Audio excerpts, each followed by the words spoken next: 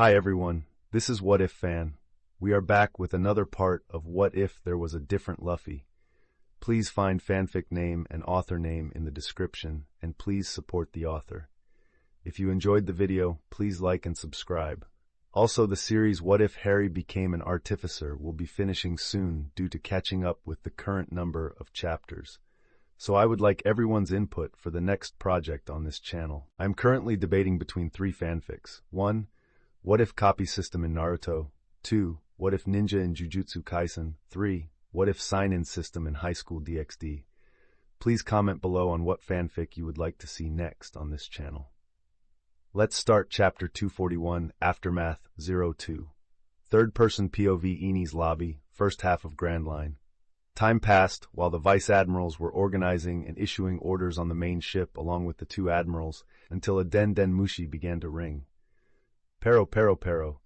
The Den Mushi that began to ring was from Kizaru's pocket, certainly knowing who it was while he calmly picked it up in his style, with the others watching. Kacha! Hello! Kizaru spoke in his tedious tone. Kizaru! Sengoku spoke from the other side, choosing to call Kizaru instead of Akainu. How is the situation? He asked, frustrated. The pirates managed to escape, and we rescued all the sailors from the island, with Doflamingo and CP9 knocked out. He said, looking at all the bodies on the deck still unconscious, including Spartan, who had been unconscious during the fight since Luffy knocked him out with Conqueror's Haki. Doflamingo is not doing well, is he? Sengoku asked, having seen his situation in the broadcast. No, he will stay like this for a good while. Scaru answered. Tsk, this was terrible for the Navy. Sengoku spoke, and before Kizaru could respond, his transmitter was taken by Akainu. Sengoku, we must go after the pirates. We can still catch Dragon's son. He is strong, but his stamina was greatly consumed with that instant healing he does. Akainu growled, hoping to chase after the pirate fleeing towards the horizon. No. Sengoku spoke, even surprising the vice-admirals and admirals expecting him to continue the hunt against the group of powerful rookies. Even Tsuru narrowed her eyes at this development. What do you mean by that, Sengoku? Akainu spoke with a dark tone boiling with anger. There was a last-minute situation. An unknown appeared in Marineford called Marshal D. Teach. He brought Portgas D. Ace, commander of the 2nd Division of the Whitebeard Pirates. You know what this means? Sengoku calmly asked. It wasn't just Akainu, but everyone present had a surprised look. Whitebeard will not stand still, Akainu concluded. Exactly. We must regroup all the Navy's greatest forces. We'll lure Whitebeard to an execution. I just spoke with the 5 elders and they agreed with this. Since we failed to end a rookie pirate, we can't fail with a Yonko. Besides, it's very likely that Monkey D. Luffy will be attracted, so we can eliminate him too. Sengoku spoke. After all, he had to prepare an even more powerful force to deal with Whitebeard and this rookie. I understand. Akainu spoke a bit calmer. After all, he knew Luffy's connection with Ace. It would be easy to have him at this execution with a chance to kill him. I will still kill you, Monkey D. Luffy. He growled. Mr. Sengoku. Kizaru took the Den Mushi from Akainu again, before starting to speak. What is it, Kizaru? Sengoku asked. We have an intruder, and it seems he recorded the entire fight, he said, looking at the sky through his glasses. What? Morgan is there? Sengoku quickly asked. Yes. Kizaru spoke while everyone looked up at the sky, and the bird filming while the stones of the island fell into the water of the hole, feeling a chill saying that he was being watched at this moment. Take all his recordings. I don't want the Navy's image to be tarnished by tomorrow's newspaper. Sengoku growled, and Kizaru nodded before turning into light and flying into the sky. Morgan was surprised when a light appeared in front of him, and Kizaru appeared grabbing him by the arm. What? He was a bit terrified. Hello, Mr. Morgan. You filming us like this? Scary. Kizaru spoke. Kizaru, hello, how are you? Morgan spoke nervously while trying to appear calm. Sorry, I love the crossword puzzles in your newspaper, but I can't let you publish this. Kizaru spoke while taking Morgan's Den Mushi. What? Don't do this, Kizaru, Morgan cried, seeing his photo and filming equipment being confiscated by the Admiral. Now I'm going. Goodbye. Kizaru spoke before turning into light and disappearing back to the ship. Damn, he didn't need to do that, Morgan said in a quite shaken tone, but soon got back a cunning look. Lucky for me, I sent some of the photos to my office. Tomorrow the world will be able to know what happened here, even without the best photos being confiscated by Kizaru, he said triumphantly and started to leave there, flying to his agency. Kizaru returned to the ship, and Suru gave the order for them to depart. Let's head back to Marineford. Thus, all the ships began to leave, even with a look of defeat. Many sailors died in this fight in vain before the island collapsed. Eni's lobby, which was once one of the 3 great structures of the government, turned into a hollow hole in the middle of the sea, as the sea fell like a waterfall at this moment, something that could never be hidden. And the Navy would give an explanation the next day. That is, if it weren't for Morgan, who would shock the world once again by telling what happens and with the new bounties this group would have. They would be known as the most powerful rookies in the history of the world government, a title that would shock everyone, and no one, not even the Yonkus, would mock it after what happened here. In Marineford, Sengoku looked at the spot where Teach was eating a meal with his companions in the Navy's kitchen. Marshal D. Teach, Sengoku called him out. Zia! If it isn't the Navy Fleet Admiral. If he came to us, then he accepted my demand. Zia! Teach exclaimed with joy and anticipation. Very well, Captain, Burgess spoke excitedly while eating a piece of meat. As expected, Lafitte said, twirling his top hat. Eat this, nag. Doc Q said, giving a piece of lettuce to the horse beside him. Why did they let this horse enter the kitchen? An officer next to Sengoku exclaimed as the fleet admiral clenched his teeth at this scene. They don't seem very pleased with us, Van Ogre observed. Yes, the government accepted your demand. You will enter the Shichibukais. Sengoku spoke, hoping that this man would help in the war against Whitebeard. After all, they brought down Ace, someone at the level of a Shichibukai. That's great. Ziaha! Teach exclaimed, but with no surprise, seeming excited while hiding his real ambition and plans. He turned his gaze to a sailor at the entrance of the kitchen and exclaimed, Let's celebrate. Cook-san, bring more cherry pies. Teach exclaimed, waiting for his favorite food. Yes, sir. The cook, a young man, exclaimed, returning to the kitchen afraid of that bizarre group. Sengoku sighed as he left the dining room with this peculiar character. Where to now, Fleet Admiral Sengoku? The officer asked next to him. Let's go to my room. We must summon all the Navy forces and keep some in the New World to prevent the pirates from causing chaos, he said as he walked through the corridors of the imposing Navy structure, heading for the stairs. He walked while people saluted him around the place, that until he stopped at a window, there was a warship with 4 more waiting for some people to embark on it. Is this the ship going to impel down? A sailor asked, looking at the place while they kept organizing their departure. There were numerous officers and 2 vice-admirals to protect the place, with Kuzan also, since he was the only admiral available at the moment. Yes, Portka's D. Ace will be taken to impel down at this moment. It will be kept hidden until we can announce his execution to the world, Sengoku commented, being that this information could not leave his personal circle of high-ranking officers. Ace was carried in a cage with a curtain. Many sailors wondered who was inside, seeing the level of people to protect this cargo to the prison. But no one spoke or informed, just saying it was a secret information. Vice Admiral Garp. The officer pointed to a man next to the cage. Sengoku looked at his old friend, knowing the connection he had with Ace. It was no surprise to see him there accompanying his grandson to impel down. If Garp was already furious before seeing almost his granddaughter hit by friendly fire, seeing Ace captured and even hearing that Sengoku with the 5 elders had planned his public execution left him quite angry and even melancholic, being unable to do anything about it. Garp entered the ship along with the 2 vice-admirals and Kuzan as they put unconscious Ace under pressure, leaving Marineford and heading for one of the other 3 great structures of the world government, the largest prison in the world. Sengoku put that thought aside and moved on, climbing the stairs until he reached his office. There were so many things happening in just one day, so he needed to take a breath. Wait outside. I'm going to be alone for a bit, he said, and the officers accompanying him nodded, staying outside the door. He approached his desk and took out a special sake, drinking it before analyzing everything that was happening. First, his failure to deal with Luffy and his crew, showing how everyone had underestimated that entire group, making Sengoku wonder how they had gotten so strong and acquired so many devil fruits. The five elders even said they didn't want Luffy dead until they knew his secrets. After all, the transformation of that crew has Luffy at the center, and everyone knew it. But this would be left for the meeting when Kizaru and Akainu arrived at Marineford. For now, he had to deal with another situation. After drinking his sake, he walked to his desk, picking up a den mushi, and starting to make calls to the main marine bases, especially to those in the New World, summoning some of the main marine elites without compromising too much of the current force stationed to combat the pirates in that area.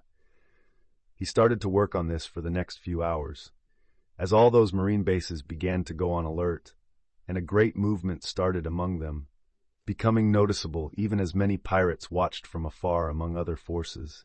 Yet with information that nobody knew why this was happening, it was clear that something big was about to occur. Finally, the opportunity has come to create a major event to destroy the era of pirates. It's time to show the true power of the Navy to the world. Sengoku spoke in his office. He had long wanted to create something that could change the era that Roger created before dying, and taking down the world's strongest pirate would be a good opportunity for this. "We can catch many rabbits with one throw," he said. "Now it's time to talk about this other threat, the son of Dragon and grandson of Garp." He spoke, moving on to the next meeting with the officers who had arrived from Eni's lobby, now completely destroyed. Chapter 242, Aftermath 03, Third-Person POV Marineford, first half of Grand Line. After all the communication he had in the last few hours, the Fleet Admiral continues to walk through the corridors of Marineford with his men. "Have you done everything I asked?" he asked the officers following him. "Yes, Fleet Admiral," they confirmed. Sengoku nodded and continued walking through the corridors until he reached the meeting room with the High Command. All those present from the Battle of Eni's lobby were already waiting behind those doors, coming straight to the meeting as soon as they arrived in Marineford. As soon as the doors opened and Sengoku entered, he already felt a very tense atmosphere as several of the chairs were filled with vice admirals. The people who came from Eni's lobby hadn't even changed from the battle, with torn clothes and showing injuries all over their bodies. Akainu's skin still had blood marked after the beating he took during the fight alone against an enraged Luffy. It was evident that the atmosphere was not good for them. Sengoku breathed and went to the front of the place, where there was a podium for him to start the meeting, looking at each one for a moment. He then began the conversation. "Well, to start, we could not have imagined the strength of that pirate group beyond their captain. So don't be so discouraged, especially since the information we had was incomplete, and we should have moved much more forces, and even forming a coalition with the world government. However, this was not a mission of failure only. After all, we got vital information we will use to stop them next time," Sengoku spoke, trying to improve the mood. "Tsk." Akainu growled softly, not satisfied with the failure. Kizaru remained silent, seemingly not caring about anything there. Sengoku turned to one of the officers who had asked for something. "Now, I want to see all the images of all of them with the powers they showed in the fight," Sengoku spoke, and one of the officers quickly grabbed a den mushi to put on the screen. This officer, under the order of the Fleet Admiral, had prepared and edited the footage of the fight, to collect information, and with everything they got from each of the pirates to show the images at this meeting. The den mushi began to glow, and a screen began to open and appear on the screen, along with one of the people from the Straw Hat crew. This was none other than Vivi, the Princess of Alabasta. Well, as you know, this is the Princess of Alabasta, who was taken by the pirates as soon as they took down Crocodile and delivered him. The girl not only strengthened in a few months, even becoming as strong as a Commodore or more, but also received a Logia of the Wind, one that had not appeared for 100 years in your records, making her even more powerful. Sengoku spoke as the screen began to change from the image of Vivi to her fighting against Vice Admiral Dalmatian, while her body transformed into air and she could create a giant hurricane in the middle of the battlefield.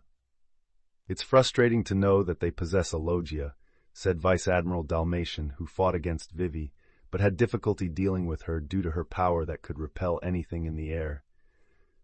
"Don't forget that there is also that Enel, who for some reason did not participate in the fight." Tsuru commented, "After all, there were 2 logia users in that group." Tsuru hadn't finished and continued, "You were fighting her in the middle of the sky. Don't be so down. After all elemental users gain a lot of power in their natural environments. And the problem with the wind logia is that wind is everywhere. So she is extremely powerful wherever she goes," she concluded. Sengoku, after listening to them discuss a bit, continued, "As you know, we do not know what the government will do with her or what will happen to Alabasta due to her being a pirate fighting against the Navy.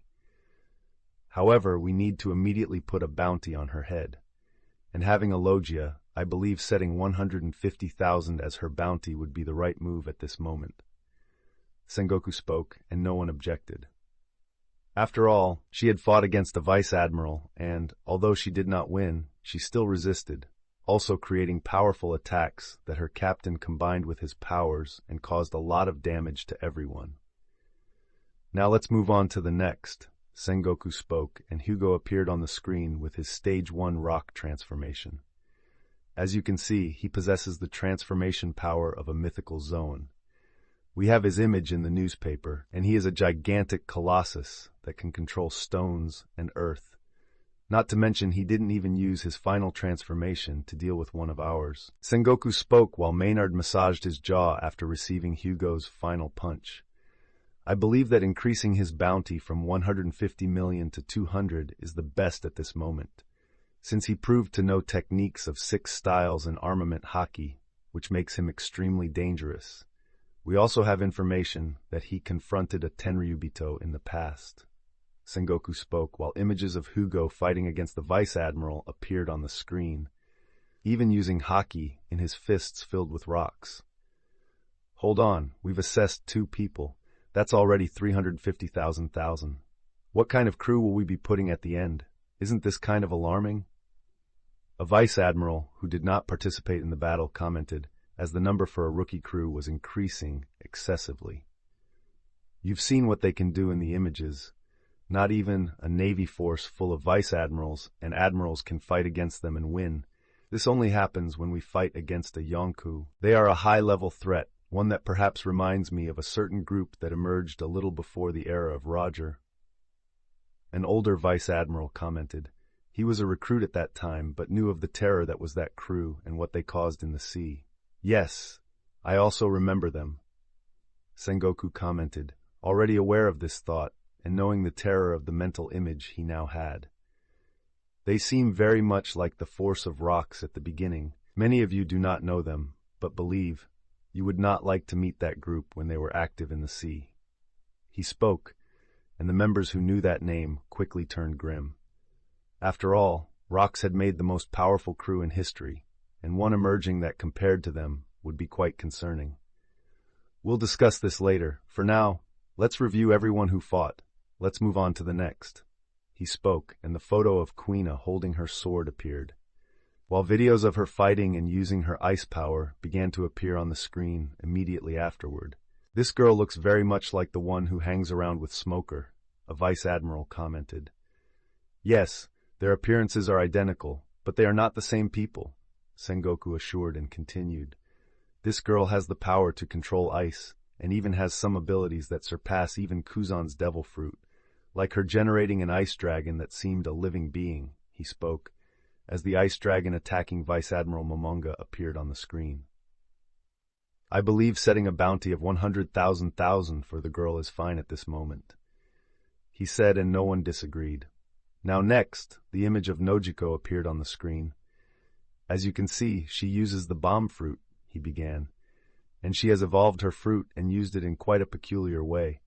As you can see, she moves potentially fast thanks to the explosions she creates with her own foot." As on the screen, Nojiko was seen advancing against Vice Admiral Mozambia while exploding the ground. "Isn't there any of them who don't use the 6 styles?" someone commented worriedly. Sengoku sighed. All of them master some techniques of the 6 styles and even haki, at least a significant technical part of them, which is quite concerning, because our techniques have fallen into the hands of an entire pirate group. Sengoku spoke while everyone in the room was angry. After all, their techniques were to combat evil, not for evil to use them to commit crimes. This crew, it scares me, Kizaru commented, while Akainu growled beside him. Is Garp's grandson behind this? Isn't he? Someone asked, dissatisfied. Most likely, yes, but the techniques did not come from him. Garp assured me he never taught his grandson, and I trust him when I hear that. Sengoku spoke firmly, and there was no one protesting. He continued to speak. Now let's go to the girl's bounty, which should be 100 million berries, he spoke, and everyone nodded, knowing the potential of the fruit, despite the girl not being so powerful. Now, let's move on to the next, he spoke, and Nami appeared, using Garuda's claws, while having wings and green veins running through her body. As you can see, she is also a mythical Zoan. Being able to control the wind and creating these claws, we do not know her final phase, but I believe a bounty of 100,000 is more suitable for her. Sengoku spoke while Nami fought against her opponent's sword, using the claws, and everyone nodded.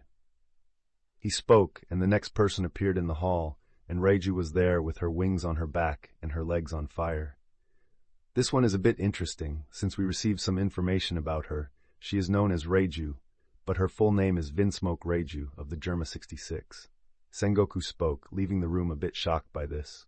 Chapter 243, Aftermath 04, Third-Person POV, Marineford, first half of Grand Line.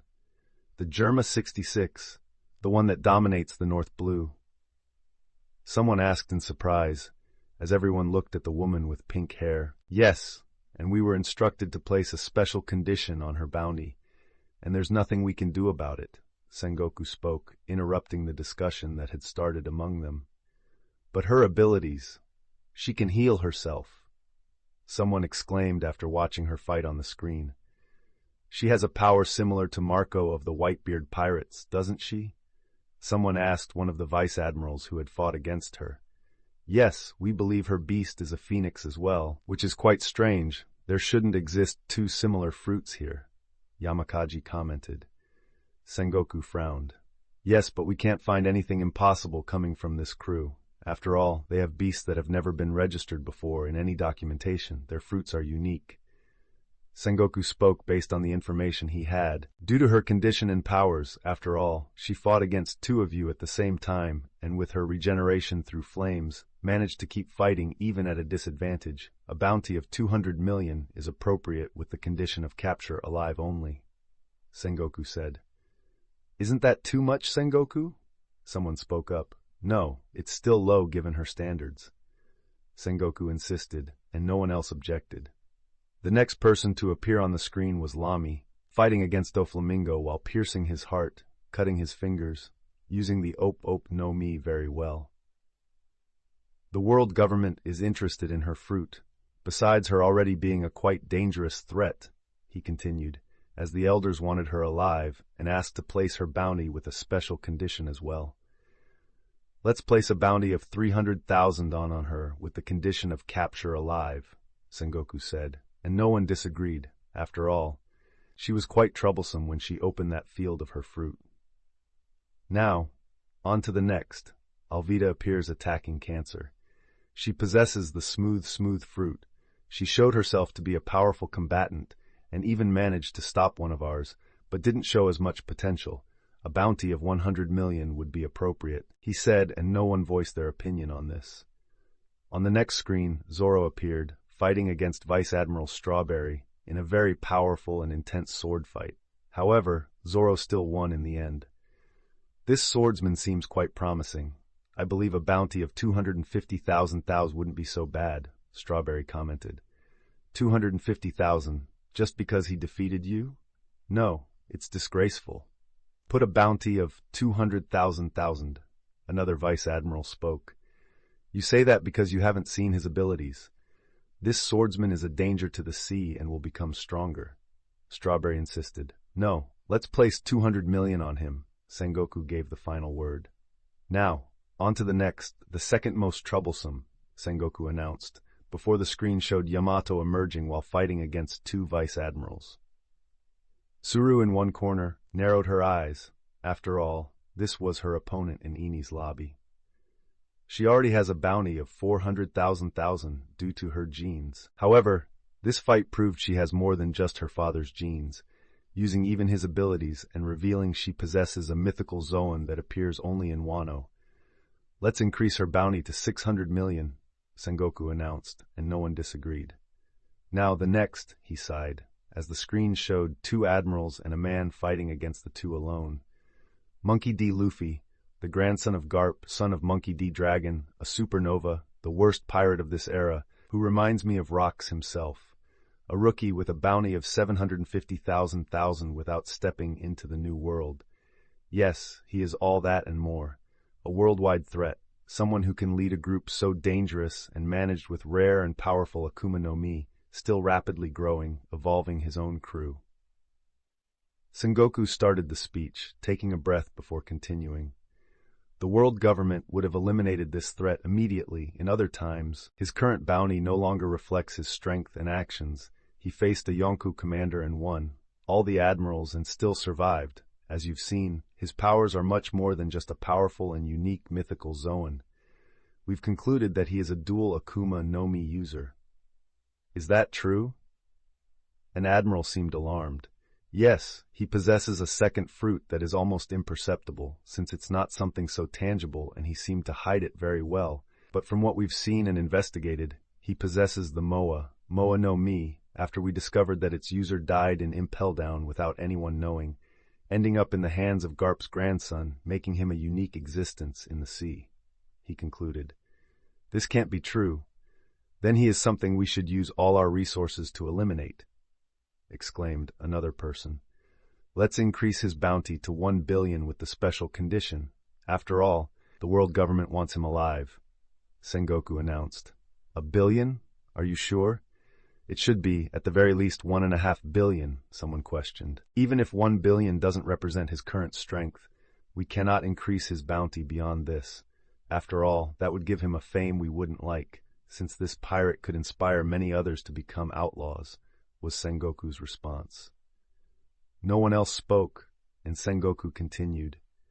You know they have more members, and we have some footage, but are a bit limited. Some that stand out was the dog that we saw its transformation for the first time, Nico Robin, who defeated the most talented CP9 agent with ease, and a member who was part of Doflamingo's crew and is now with the Straw Hats fighting alongside them. We will increase their bounty and the other members, but without any special attention. He finished the topic on bounties and would move to the next. Seeing the level of this group, the government would now be moving the Navy and its force to end such a threat. However, something more serious came to us, and also a chance to end Whitebeard. He spoke and everyone nodded seriously. After all, this would be the biggest event of the era. A possible war against the Whitebeard pirates, at a public execution of one of his commanders. We can not only destroy Whitebeard, but Monkey D. Luffy has close ties with Portgas D. Ace. He might also appear, and we must prepare ourselves for a war at this scale and not fail in ending Whitebeard and Monkey D. Luffy. This will give us the chance to end this era of pirates that Roger created and clean the sea of them. Sengoku spoke. We can fight them, Monkey D. Luffy has proven to be someone who can hold off 2 admirals in battle. Someone spoke rationally. Whitebeard was already the strongest man in the world. Having Monkey D. Luffy and his crew along, wouldn't it be even more troublesome? You speak the truth, but let's summon all the marine elites, Shichibukais, and the government will give us support so we can catch all of them as promised. Then we will be quite prepared. Sengoku spoke. That's good. Some concluded, after all, the fight wouldn't be easy. How is Doflamingo? Sengoku asked, looking at one of the officers. In a coma in the infirmary, no one knows when he will wake up. He answered. That's quite troublesome. Sengoku commented, clenching his teeth, hoping that by some miracle, Doflamingo would wake up for this war, witnessing his strength. Aren't you going to tell him?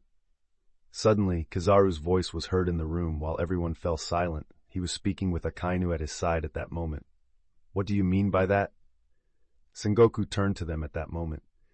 Akainu growled and glared at Kizaru, who immediately opened his mouth, saying, "Scary. My Denden Mushi. It was stolen." Akainu growled with some shame. He didn't even notice when Luffy had taken it. "What?" Sengoku exclaimed with some anger. "Yes, that damned pirate stole it," Akainu responded. "Why would he do that?" Sengoku wondered. After all, there was a tracker, and Luffy wouldn't be so foolish to do something like that.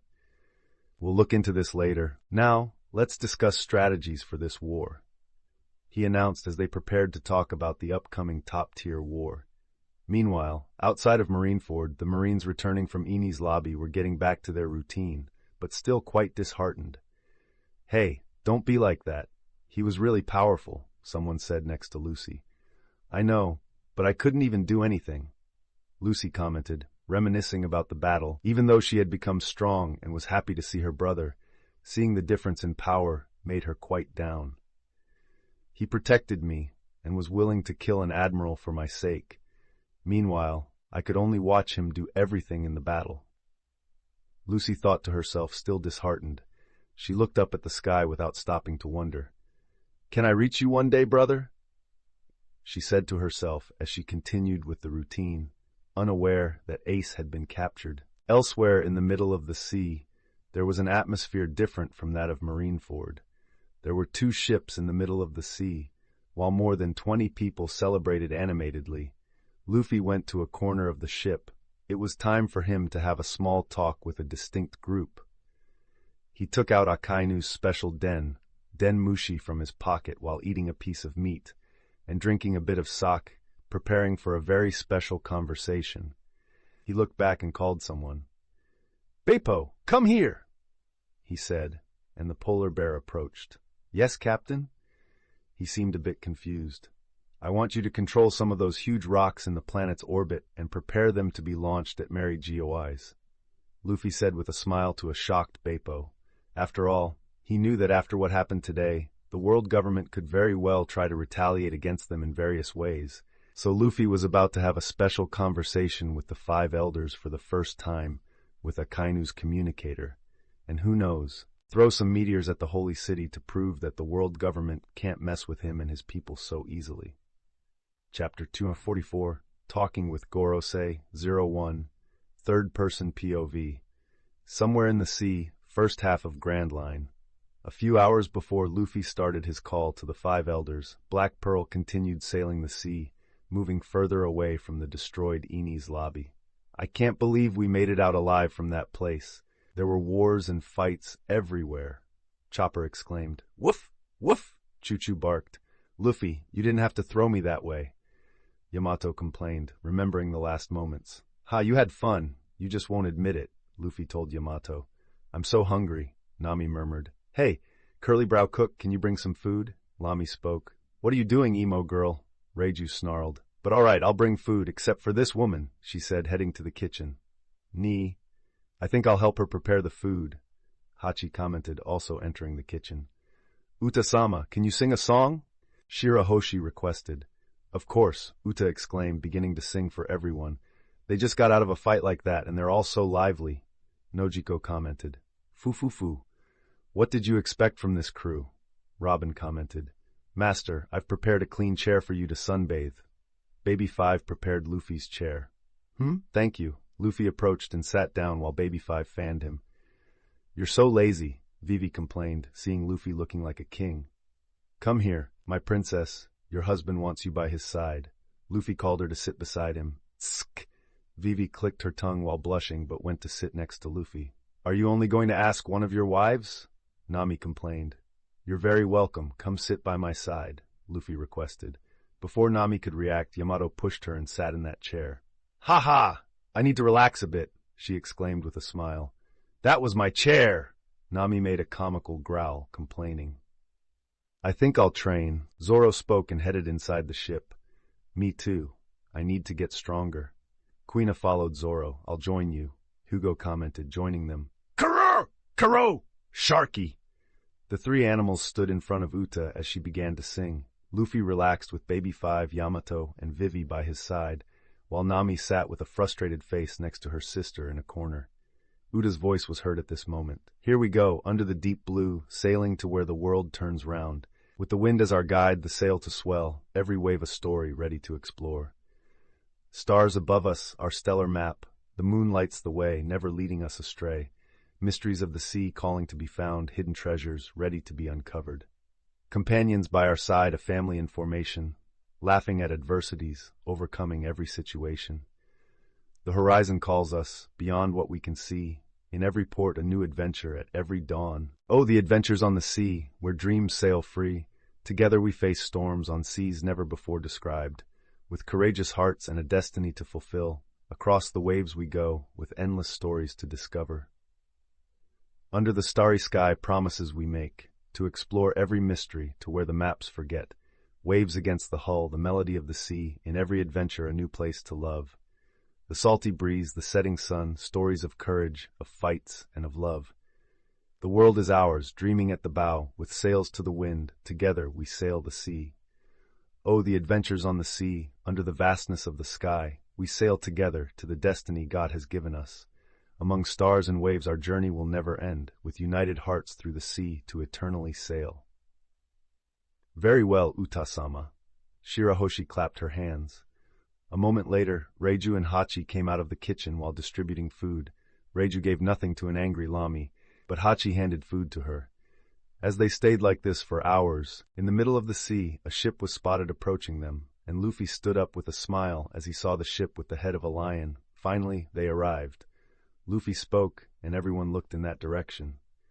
What an incredible ship! Chopper had stars in his eyes. Frankie finally steered the ship close to black, while Usopp, Beppo, and Greg, the gorilla Luffy captured a long time ago and made his mascot, came along with the ship. "Look at my spupper ship!" Frankie appeared, striking a pose. Incredible! Many crew members looked on in admiration. "Ha! I knew you'd like it," Usopp said with a smile. "Are you all right?" Beppo asked, looking at the crew, some with clothes damaged from the battle. "Nothing serious," Reiju spoke, lighting a cigarette. "Well, what name did you put on the ship, Frankie?" Luffy asked. "I named this ship Super Sunny Go," he declared, and Luffy nodded in satisfaction, not surprised by the name. "That's great. Now let's celebrate. Someone call the others who are training to gather for a feast," Luffy announced, and everyone started moving with the group's usual routine. Soon, someone went to call the members who were in the training room. Hugo went to the store along with Hachi and picked up several kilos of food as Reiju requested. And as for the drinks, Zoro quickly volunteered to fetch the booze and drinks. It didn't take long for the deck to be crowded as they filled the place with all sorts of things they would use for the banquet. Uta continued to sing some songs while many clapped for her cheerfully. The party started as usual, while many from the group laughed and played, telling some jokes, while others fought, as usual, not breaking the habit. Luffy and the others started sharing everything that happened in lobby, while they reported the battles. Usopp and Beppo were amazed at the level of fighting the negotiation had become, while they were even more shocked by the island's destruction. "In the end, we showed the Navy that we are not mere rookies and won 2 billion berries," Luffy announced. "We're rich!" Nami shouted, without Luffy informing her that he had already put the money in the shop system. "It's true. I hope to finish my fight against that Vice Admiral next time." Zoro spoke. After all, he managed to win the encounter, but left the fight to help Luffy in the end. "I never imagined I could face admirals and vice admirals coming out unscathed in a fight," Robin said, recalling her past where all she could do was run and hide. "It was a good fight, but it will not be the last. We will face them soon," Luffy commented, and then stood up from the group. "Now I need to take care of something," Luffy said as night began to fall on them. He moved away with Akainu's Denmushi and called Beppo, who followed him before stopping in a secluded place to have a good conversation with the group that practically commanded the world. To speak with this group, he had to have 2 things. First was their number, which was nowhere to be found, and only the elite of the elite knew. Second was a communicator that could contact them. After all, they had direct registers with the Denmushi of that room. Luffy got their number for a few $100 million, but useless without the right Denmushi, and this communicator was much more expensive. However, Luffy saved a good deal of money by stealing Akainu's den mushi. After all, only the admirals, Sengoku, and a small group had such a communicator. He just sighed before lifting the snail and starting to dial the number, while Beppo was quite nervous on the side after hearing Luffy's words. Elsewhere, high above the sea, where clouds were part of the place, a beautiful city began its night, displaying its unique beauty with lights. The largest building of this place was the Castle of Power, where the world's power was centralized, and in this castle there was an open room where 5 men decided any decision that the government, the navy, and their forces should take. And these men were finishing the meeting after everything that happened on this day. The 5 elders were gathered, talking about all the information they received, still a bit dazed by the current strength of the Straw Hats, and were discussing what decisions should be taken to end this emerging threat. We cannot do anything too drastic at the moment. A chance to destroy Whitebeard has arisen.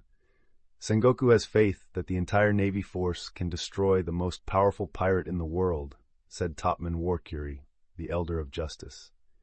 Even so, Whitebeard is old, his days are counted. We may lose a lot of force in this war as well.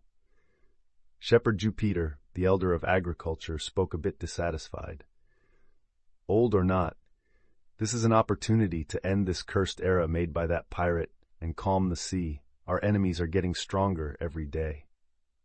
Marcus Mars, the Elder of the Environment, tried to give reasons for his colleague to believe in the decision. The fight against Whitebeard is indisputable. We have Ace going to Impel Down. This war is inevitable. We also have a chance to catch Monkey D. Luffy, according to Sengoku. Ethan Baron V. Nusjuro, the Elder of Finance, commented. Speaking of Dragon's son, the Princess of Alabasta is a criminal now. We should demand her father's head, said J. Garcia Saturn, the Elder of Science and Defense. No, we cannot do that, not like this. But we certainly have to send a summons to speak with her father. After all, the girl is an heir, and we cannot allow a pirate in that group to become a queen. Shepherd Jupiter spoke. The level they are reaching, they are a great threat, and perhaps the worst that has emerged in the great pirate era. Should we call our main forces? Ethan Baron Nusjuro looked at his colleagues while clutching his sword. If we summon the 7 holy knights, our enemies will know our hidden strength. We have to wait for this war to become an opportunity to eliminate them without showing our main forces, said Marcus Mars. You know we are in a difficult situation. We cannot let this group cross into the New World. They would become an even greater threat. Should we inform Im-sama and ask for his advice? J. Garcia Saturn asked while everyone frowned at these words. We should not bother Im-sama with such a small matter, said Topman Warcury before continuing.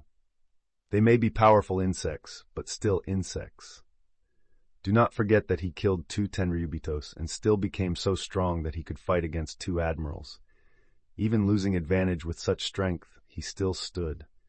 A user of dual Akuma no Mi, knowledgeable of the 6 styles and hakis, even without stepping into the New World. We must eliminate him as soon as possible. J. Garcia Saturn insisted on the threat of Luffy. I think we can catch him another way. After all, we can get many hostages. Ethan Baron V. Nusjuro commented with a harsh tone. Before anyone could respond to Ethan Baron Nusjuro, at that moment, something unexpected happened. The den mushi on the table started to ring, causing the 5 elders to look surprised by it, immediately knowing whose communicator it was. Akainu. Topman Warcury frowned, confused. Let's see what the Navy Admiral wants, said J. Garcia Saturn. It's not him, it's someone else. Ethan Baron Nusjuro said, seeing the future with observation haki. Regardless, let's see who dares to call us at this moment and how this person is speaking on Akainu's communicator. Shepherd Jupiter spoke, approaching as he pulled the den mushi. Catcha. As soon as he picked it up, a silence emerged. The 5 elders stayed silent, waiting for the voice on the other side, and they were not disappointed, as the snail opened with an arrogant smile. Hello, so you are the 5 elders? The voice came from the other side, leaving the elders a bit surprised and somber at the same time. After all, who could speak to them like this? Moreover, Luffy's voice was unknown to them, so they could not know. Who are you, and do you really know whom you're speaking to? Asked Shepherd Jupiter with a serious tone while tightening the communicator in front of him. Ah, where are my manners?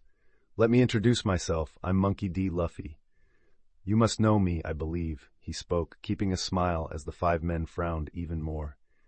Yes, the grandson of Garp, the one who caused the destruction of Eni's lobby.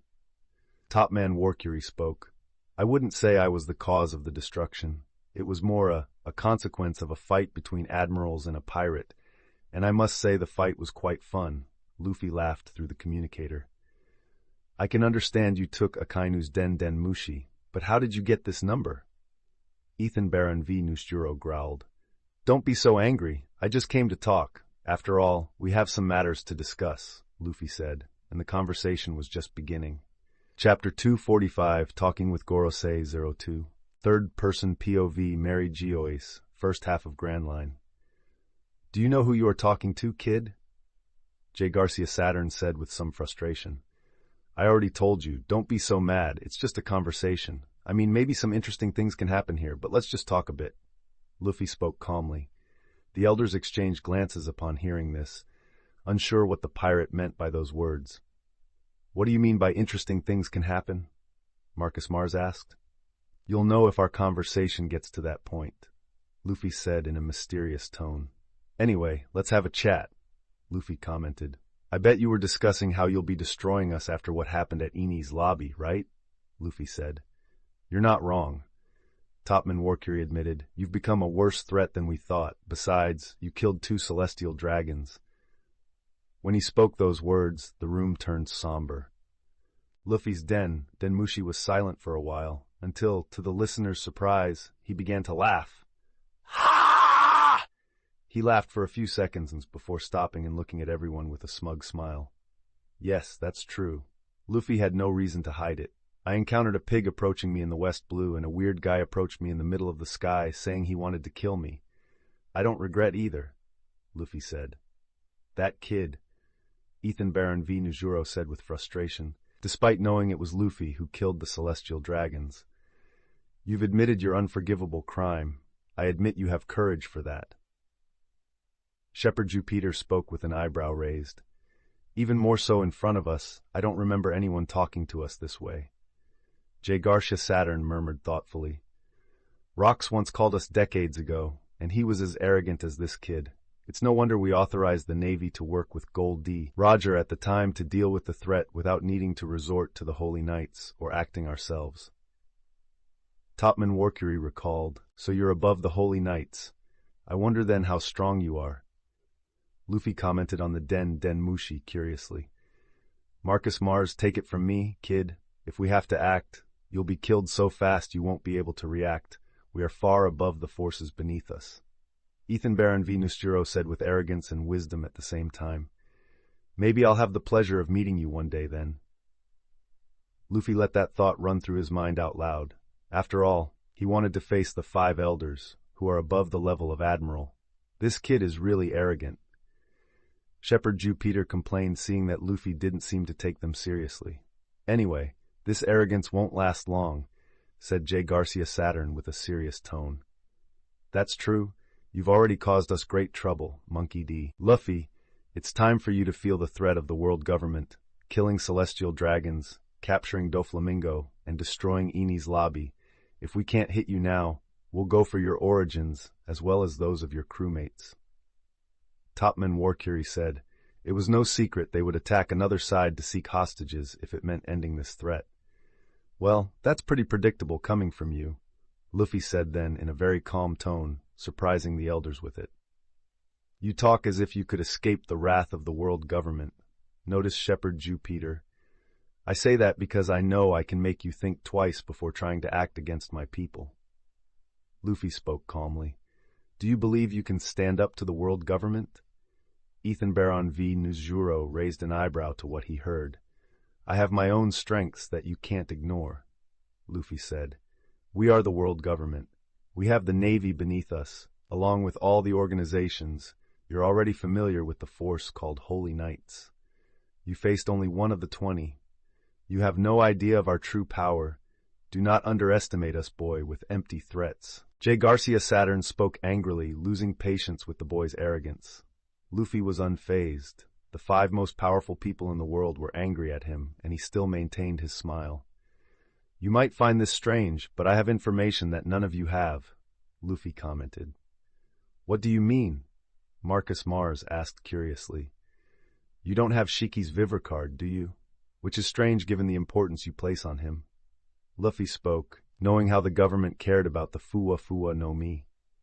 His Vivre card. Topman Warcury frowned.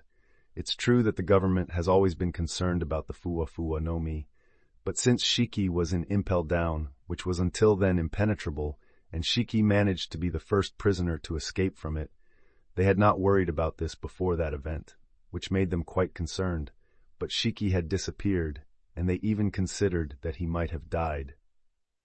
"Is he dead?" Shepherd Jupiter asked. "Yes, but that's not the most important thing." Luffy spoke, leaving the atmosphere among the 5 elders a bit tense, imagining what could be worse than Shiki being dead. "I'm in possession of the Fuwa Fuwa no Mi," Luffy admitted. He intended to hide the fruit until the war, but due to the destruction of Eni's lobby, the government might make decisions against his people on the islands, and he didn't want that, so he had to get this conversation with these old men. "You have the fruit? What do you want for it?" Ethan Baron V. Nusturo immediately asked. After all, this was a fruit the government always wanted to get their hands on, but he understood something else from Luffy's words. "You're mistaken." Luffy corrected them. "When I said I'm in possession of the Fuwa Fuwa no Mi, it means someone on this ship ate it," Luffy commented, leaving the 5 elders frowning even more. "What are you planning?"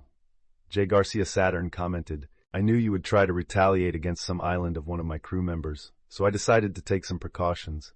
Shiki was a fool for never using his power against you. He could decimate any island in this world. He could even attack the world government from a great distance." Luffy spoke. "You think you can demand that from us, an order. One order, and we'll launch a buster call against your island for you killing a Tenryubito just like that." Marcus Mars was enraged as all of Mary Geoise trembled with that, while numerous celestial dragons were surprised here, wondering what was going on. Marcus Mars thought it absurd that such an inferior being thought he could threaten them. "Stop, Marcus Mars. You'll wake him up like that," Shepherd Jupiter requested so that Im would not awaken because of them. "Well, if it comes to this, I'll have to show I'm not joking." Luffy spoke and looked towards a frightened Beppo. "Send what I asked for," Luffy demanded, and despite still trembling from what he was about to do, Beppo placed his hand pointed towards the sky, feeling the planet's orbit and starting to move large rocks there. The 5 elders heard what Luffy said, but did not know who the other person was. However, the atmosphere became even tenser, because they felt that something big was going to happen. "Here's my proof. You can look out the window and see the little gift I'm sending you." Luffy spoke, and this made the 5 elders quickly go to the place to look towards the sky. "Him!" exclaimed Shepherd Jupiter, surprised. "He really did that?" J. Garcia Saturn could hardly believe it, his voice mixing shock. "This pirate has gone mad," Ethan Baron V. Nosturo murmured, frustration clear in his voice. "Who would have thought that after 700 years, something like this would happen?" Marcus Mars questioned, reflecting on the gravity of the situation. "We should have destroyed him since the West blew. Now he's uncontrollable with these powers. He's worse than his father." Topman Warcury lamented as to how the situation had come to this. Each of the elders expressed their displeasure with Luffy as they remained looking at the starry sky, but they already saw things no one else could, and one star in the sky in particular was their target in their eyes. However, it wasn't really a star, because it began to grow larger with every moment, getting bigger and bigger until it started to illuminate the sky. A particular Tenryubito was walking through the streets of Mary Joas, riding on a slave from the buccaneer race, who was a huge man chained up who seemed to have no life left in him, as he had a vacant look and just obeyed his master while crawling with his master as he demanded to go. The Tenryubito on top of the buccaneer frowned. "What was that tremor?" "Such a nuisance. It spoiled my mood," he spoke arrogantly. And he added, determined to take out his frustration on something as he looked at his slave. "I'm going to take it out on you," he declared, and then took his whip and began to beat the man. Move faster, you useless thing. The only thing that will improve my mood now is dining with my favorite slaves, he said as he whipped the man more. The passers-by didn't even seem to care, not even the slave himself, who, after all, death would be more merciful than that situation. Move faster! He exclaimed, shaking the whip, and at one moment he looked up at the sky and saw a very bright star. What is that? He said as he stopped attacking the slave, while snot ran from his nose in his astronaut helmet. It's getting bigger, he spoke foolishly, and many others in the city looked up at the sky and noticed too. But now it no longer seemed like a shooting star, as more time passed and it increased in size until something that everyone realized and became alarmed and shocked, entering into a certain despair. That! A Tenryubito shouted. Ah! The Tenryubito who was in front of the slave got scared and jumped off the buccaneer and ran on his own. This began to happen throughout the entire city. After all, it proved to be a meteor at a distance that began to illuminate the whole place, while the 5 elders looked at it, shocked and angry at the same time. After all, that pirate really had something like this in his hands, and even more courage to launch something like this at the holy city to prove his words. Not that they were worried, but this power was really a threat. While at a distance, from the luminous Mary Geois, thousands of kilometers in the sky, a meteor passed at this moment while the huge rock burned, releasing smoke and fire in its tail as it rushed to the ground with the help of gravity and with an extra force from Beppo controlling it, while its target was the most powerful city in the world. Chapter 246, Talking with Goroseizu 3, Third-Person POV, Mary Geois, first half of Grand Line. Many miles from that meteor, as the sky was lit with that force descending with a huge tail of fire, leaving its trail in the sky, while a thunderous sound was heard by everyone, no matter how distant and low it was. Sengoku, who was leaving the meeting at this moment, while heading to rest in his apartment in the same buildings, stopped in the middle of a window. After all, he saw the glare on the horizon. He didn't take long to identify what it was. What is that, a meteor? He asked, surprised and dazed. Is that going where I think it's going? He calculated the trajectory of the meteor and couldn't be more surprised. After all, it was going to the Red Mountain that separated the New World from Paradise. But this only made him think that it was not something natural, and seeing where it would fall, it was quite obvious that this was an attack going towards Mary Geois. I have to see what's happening now, he immediately exclaimed, running back to his office. He was not the only one seeing the bright light in the sky. Many sailors at Marineford were looking into the distance, stunned, while pointing at the sky. Ziaha! What is that? Teach asked, surprised, looking up at the sky. A meteor, I've never seen one, Burgess exclaimed. The event began to appear in various parts of that sea. In the Sabaudi archipelago, people were peacefully enjoying the night, while some crime happened here and there with the amount of pirates on the island. However, the sky lit up for them more than for any other part except for the city of Mary Geois itself. Silver's Rayleigh stepped out of the bar at that moment along with Shakuyaku accompanying him. After all, the sky caught their attention while they were inside the bar. This, Shakuyaku looked surprised at the sky. A meteor and it's heading for... Rayleigh murmured, quite shaken by it. Mary Geois, who could do this? She completed and asked alarmed. After all, this was not just anything. It reminds me of Shiki. Is he still alive and has he gone completely mad? The former first mate of Gold D. Roger said. This will be troublesome if it hits the city, Shakuyaku commented. Yes, but surely the world government can deal with this. He spoke. He himself could cut that meteor, but he would be quite tired due to his age. However, I can't imagine how the government would retaliate against something like this. Rayleigh said, never having expected to see something like this in his life. It was much more chaotic than what Fisher Tiger had done many years ago. Hundreds of kilometers from the location, Black Pearl was stationed at sea while the sky was illuminated with the meteor. You brought a big one, Beppo. Luffy smiled at that. Captain, what have you made me do? Beppo exclaimed, frightened, imagining what he would destroy with that. Relax. Do you really think a small stone in the sky can do something to that city? Luffy spoke with a small smile, still watching a beautiful show of lights cutting through the sky, passing through the night clouds while giving a spectacle to the eyes of all spectators as it continued flying towards the horizon. "That!" Kuina exclaimed, stunned. Just like all the Straw Hats looked at it, stunned, seeing the strip of fire descending. Shirahoshi, who seemed more excited about it than everyone there, exclaimed, "Look, a shooting star! I've never seen one. I better make a wish," she said, already crossing her hands as if praying. "That's not a shooting star, that's a meteor," Nami exclaimed with a comic face. "Is this a natural effect?" Zoro asked, frowning, wondering where it was falling. No, the one who did this was Luffy there.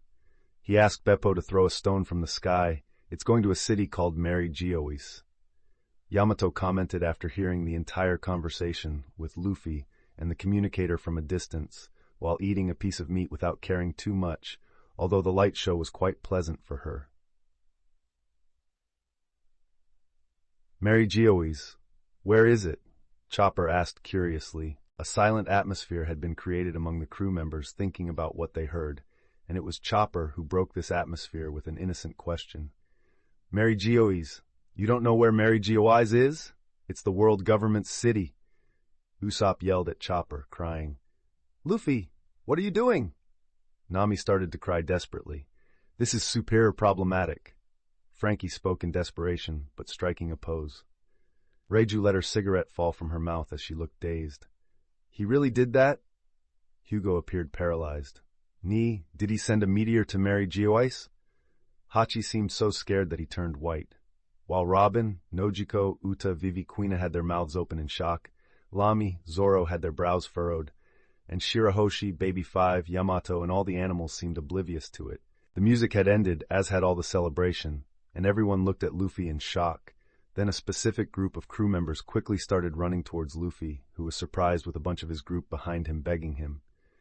Chopper, Nami, Hachi, Uta, Vivi, Zoro, Kuina, Frankie, Usopp began to speak in desperation with many crying tears in their eyes. "Luffy, this is very serious. They will never forgive us for this." Chopper, with tears in his eyes, completely terrified after discovering from Usopp what attacking that city meant. "Do you know what it means to attack Mary Giois, right?" "We're finished," Nami crying, holding Luffy by the shoulders, desperate. "Luffy, this is insanity. Why would you do something like this?" Lami had white eyes and shark teeth, angry at Luffy. "Captain, this was too much, even for us." Hachi, with a pure shock expression, all his hands trembling. "This is crazy. You think it's going to be okay? Send the meteor back." Uta, crying, her voice full of panic and fear. "Luffy, please tell me you have a plan to get us out of this." Vivi, sobbing, very worried about what would happen. "What were you thinking, Luffy? This is going to bring us trouble like we've never seen before." Zoro, frowning, serious and concerned. "I can't believe you did this, Luffy. Stop the meteor." Kuina, with tears in her eyes, looking for some hope in Luffy's answer. "This is not super at all. It's a total disaster." Frankie, clearly shaken, hands on his head in despair. "Luffy, this will draw every possible enemy against us." Usopp, crying uncontrollably, already imagining the worst scenarios. What is this? Don't bother me when I'm in the middle of a negotiation right now." Luffy looked at his companions a bit confused. "How do you call this a negotiation?" Everyone screamed at the same time, making faces. Luffy sighed. "You're bothering me. I'll talk to you later." Luffy returned to speaking, but his tone was quite serious, making everyone swallow hard, seeing that their captain did not want conversations, and they returned to the deck lost. After all, Luffy had not finished the conversation with the 5 elders. He turned his attention to the sky after seeing his crew walking away while murmuring. "It really was worth seeing," Luffy commented, looking as the meteor cut the horizon, lighting up the entire sea towards its end, where Mary Giois was. "Now, how will you deal with this, world government?" Luffy commented with an arrogant smile. The 5 elders looked at the meteor flying towards the city through the window, even with anger at that and frowning. None of them seemed really worried. They also didn't care about 7 people appearing in the room of power, kneeling to all of them. These 7 people, all wearing astronaut suits, were not just Tenryubitos but also known as the most powerful sacred knights, the hidden power to destroy the government's enemies and protect the Holy Land. All remained kneeling in silence before the five elders who were still looking out the window. "You see what's happening, don't you?" The voice of Topman Warcury cut through the silence, severe and calm, addressing the kneeling ones. "Yes, Goroseis, an attack against the gods of this world. An act of defiance that we cannot ignore," replied the leader of the Sacred Knights, without raising his head, his voice full of restrained authority. "This meteor, a direct provocation. Monkey D. Luffy has crossed all boundaries," commented Ethan Baron V. Nusjuro. "You," Shepherd Jupiter turned to the seven people, "destroy it without waking our sovereign." "As you wish." They all spoke together and disappeared. All the Sacred Knights watched the gigantic ball of light approaching the city as it loomed large. The city was in despair, as the Tenryubitos either ran or demanded their slaves to quicken their pace, trying to hide in their bankers quickly. "Who's going to get rid of it?" St. Venus spoke with a bored voice. "St. Mars, take care of it, and St. Jupiter, assist him." The leader, St. Uranus, spoke with a severe and slow tone. "Yes," St. Mars said, leaping into the air with such speed that no one with common eyes could follow. An explosion occurred in the sky above Mary Geoise as St. Mars blasted through the air with his high-speed Geppo towards the bright meteor in front of him. He quickly entered the flame field of the rock and seemed unfazed by it as he burst that part of the meteor by punching it at that moment. However, the meteor didn't explode as it would from any other Sacred Knight's punch, but an unexpected transformation occurred. The impact of the attack resulted in its sudden and surprising metamorphosis. The meteor began to disintegrate, not into pieces of rock or space dust, but into thousands of small cubes, shining with light as they detached from the main body as a whole, now forming fire cubes flying towards Mary Geoise with the power of his Akuma no Mi, without even needing to use haki. St. Mars looked satisfied at that while appearing behind the flaming cubes the size of a house in equal sizes. "Reduced it enough for you to move it," he said while waiting for St. Jupiter to do the rest. As he watched, the feminine figure of St. Jupiter placed her hand on her hip, watching those cubes coming towards them. "Leaving the rest to me, as always," she complained. Even as it was an order from their leader, her voice carried a slight tone of reproach. She observed the floating cubes with a critical gaze before acting. With a theatrical sigh, she raised an elegant finger, and the space around the cubes seemed to distort, as if the reality around them was being bent by her will. Her Akuma no Mi had a unique and mysterious ability, an ability that allowed her to manipulate the space around her in ways impossible for the common mind. Under her command, the cubes that floated inertly in the sky began to move, forming a complex pattern. They distorted, as if that physical field did the same, following the direction indicated by her finger as she lowered it. Moving now like a current, they bent and went towards the mountain's ground without losing speed. It was as if they were going in the same path, but the distortion in space made them follow the front, changed by the power of that Akuma no Mi. The thousands of cubes began to fall towards the sea, below the great mountain. She just nodded satisfied while St. Mars landed alongside all the Sacred Knights. "What shall we do now?" St. Jupiter asked after seeing the last cube disappearing among the clouds below, despite still seeing them lighting up the place as they caught fire. "We will stay waiting for any other attacks until the five elders decide to give new orders." St. Uranus spoke, and everyone nodded, while the other Sacred Knights helped organize the chaos created in the city, as many Tenryubitos wanted to know who sent that meteor. They dealt with it easily. Marcus Mars spoke with a neutral tone, but a sharp look. "But we still have to deal with this pirate." Shepherd Jew Peter commented with some frustration at the audacity of it. "Let's see what he wants, after proving that he is more dangerous than we thought." J. Garcia Saturn spoke, returning to the communicator waiting for them, yet keeping the same smile.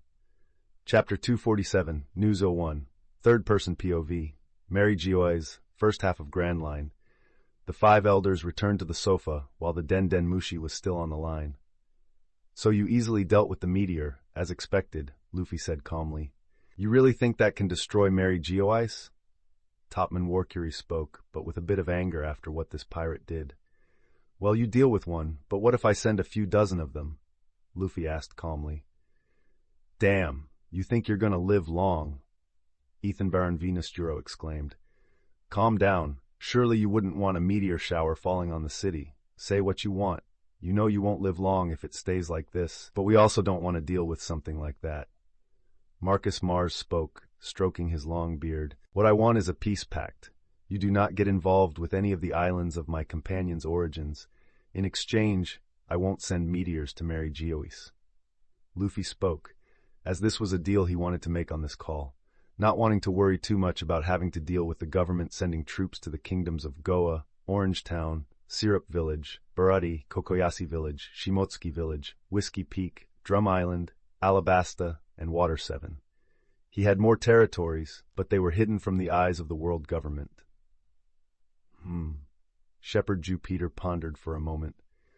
We can make this deal as long as you send no more meteors. We will not bother with the islands, even though you killed a Tenryubito, but that does not mean we won't kill you. He concluded. That's good.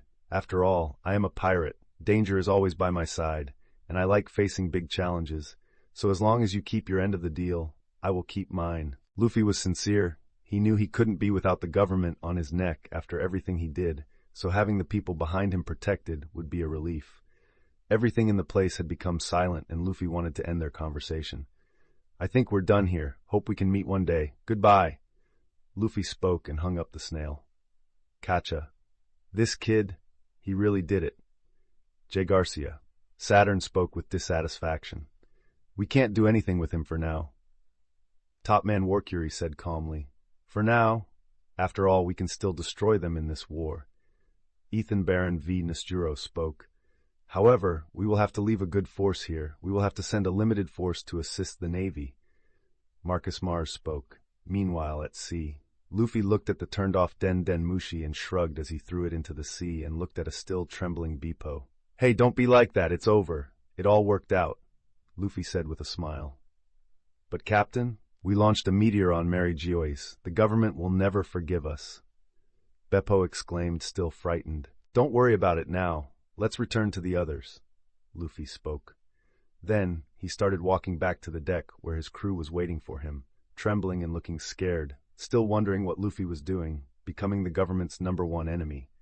Luffy, you want to surpass your father? Kuina complained. Luffy, are we really okay? Won't we be chased to the ends of the earth? Nami cried. Luffy, this is no joke, Vivi spoke worriedly. Luffy, do you really know what you're doing? Robin asked with a frown.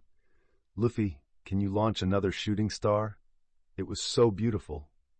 Shirahoshi exclaimed, wanting to see another light show in the sky. Of course not. Half of the crew shouted at her, making comical faces. Ha! Luffy laughed, looking at everyone while he stopped laughing but kept a smile.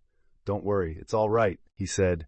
This was just a negotiation, and I showed that if the government exaggerates in chasing us, well, that's what will happen, Luffy commented, while everyone still looked suspicious of him. Does it have to be so extreme, Luffy? Nojiko asked.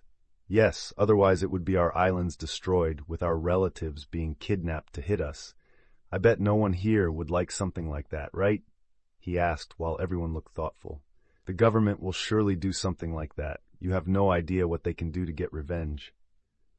Hugo was the one who spoke, knowing very well what he had gone through because of a Tenryubito. But I never imagined you would send a meteor to their city to show you're not joking. Hugo spoke, even having seen Luffy kill a Tenryubito in front of him. The meteor was Beppo. I just asked for it. Luffy smiled. But you sent me. I swear it was the captain's orders. I'm sorry. Beppo started to panic, apologizing to the group. Haha, don't be so scared. I take full responsibility, Beppo, Luffy said and looked back at the group. While the vast majority were still scared, there were some who didn't seem to care, like Yamato eating her meal, and Shirahoshi seeming oblivious to the gravity as the animals that didn't seem to care much about their actions. Well, anyway, let's continue the feast, Luffy said, being one of the calmest and most excited in the place, sat next to his horned wife to eat with her. The night passed in a divided atmosphere. While Luffy and Yamato laughed as they ate with each other, the rest of the crew, a bit calmer, joined, but the atmosphere was not the same anymore. Anyway, the night went by as the crew went to sleep in the early morning. Now let's take this ship. Luffy approached Sunny Go alongside Black Pearl and shrunk it to put in his collection of miniature ships. As he returned to the room, Luffy ended up spending the night with Alvida and a drunk Yamato in his bed. The next day, the ship continued sailing its course that Luffy set with Nami, and a newspaper delivery seagull approached, and Uda bought a newspaper. "Thank you," she said, and the bird nodded before flying away. "Let's see. We're on the front page of the newspaper," Uda exclaimed, and Luffy, who was sitting on the edge of the ship, approached his woman with the newspaper. "Let me see. I wonder how Morgan's knew about our battle," Luffy said, unaware that Morgan's was many kilometers above Eni's lobby. The news would generate a new impact on the world, with some images that Morgan's managed to send to his office before Kuzan took his recorder. He published the shocking news of the Straw Hat crew against the great force of the Navy, with the destruction of Eni's lobby as a result of the conflict. The news about the conflict in Eni's lobby and the mysterious phenomenon in the sky of a meteor occupied most of the main page, detailed in black letters with images below. Luffy looked at the newspaper with a big smile, drawing the attention of everyone in the crew. "Look at this," he exclaimed, starting to read aloud. "Devastating conflict in Eni's lobby. Pirates challenge justice and escape after unprecedented destruction." His voice echoed across the deck. Everyone stopping what they were doing to listen to Luffy. As the captain continued reading the details of the battle, the Straw Hat crew gathered closer. A large force tried to combat the Straw Hats in Monkey D. Luffy, joining against a vice admiral and 2 admirals, a fight was waged, which resulted in the total destruction of Eni's lobby. One of the 3 great structures of the world government is submerged in the sea.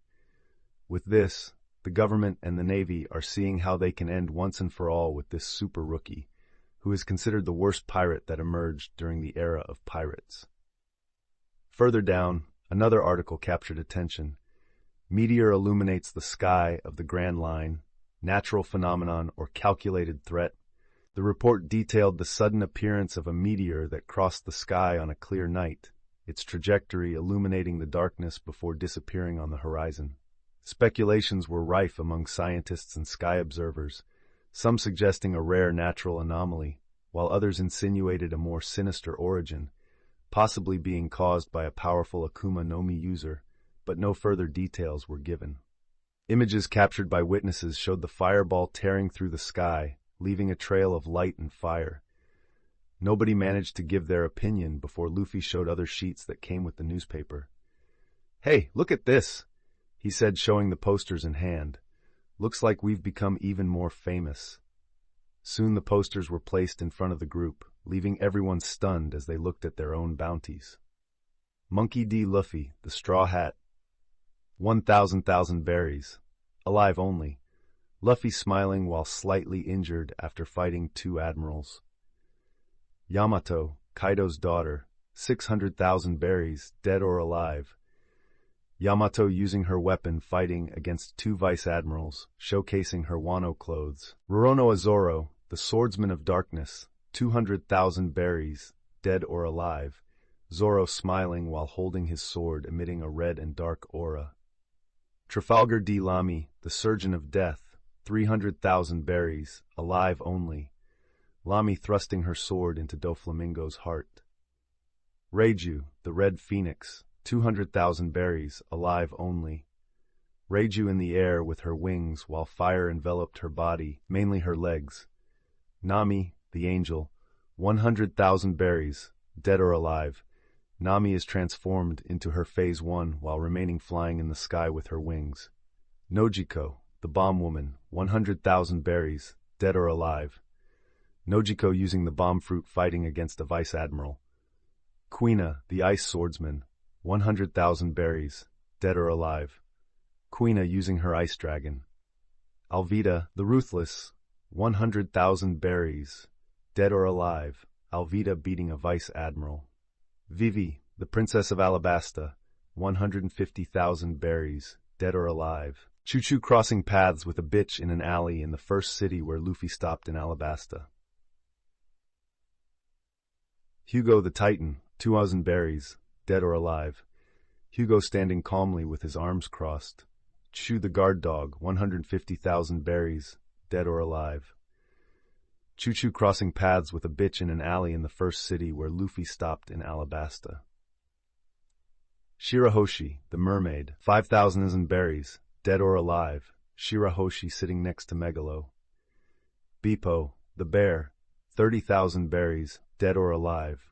Beepo in a martial arts pose, surrounded by defeated enemies. Usopp, 25,000 berries, dead or alive. Usopp shooting at some members of the Baroque works. Hachi, the six-armed fishman, 30,000 berries, dead or alive. Hachi fighting against a member of the CP9. Nico Robin, the demon child, 120,000 berries, dead or alive. Robin beating Rob Lucci.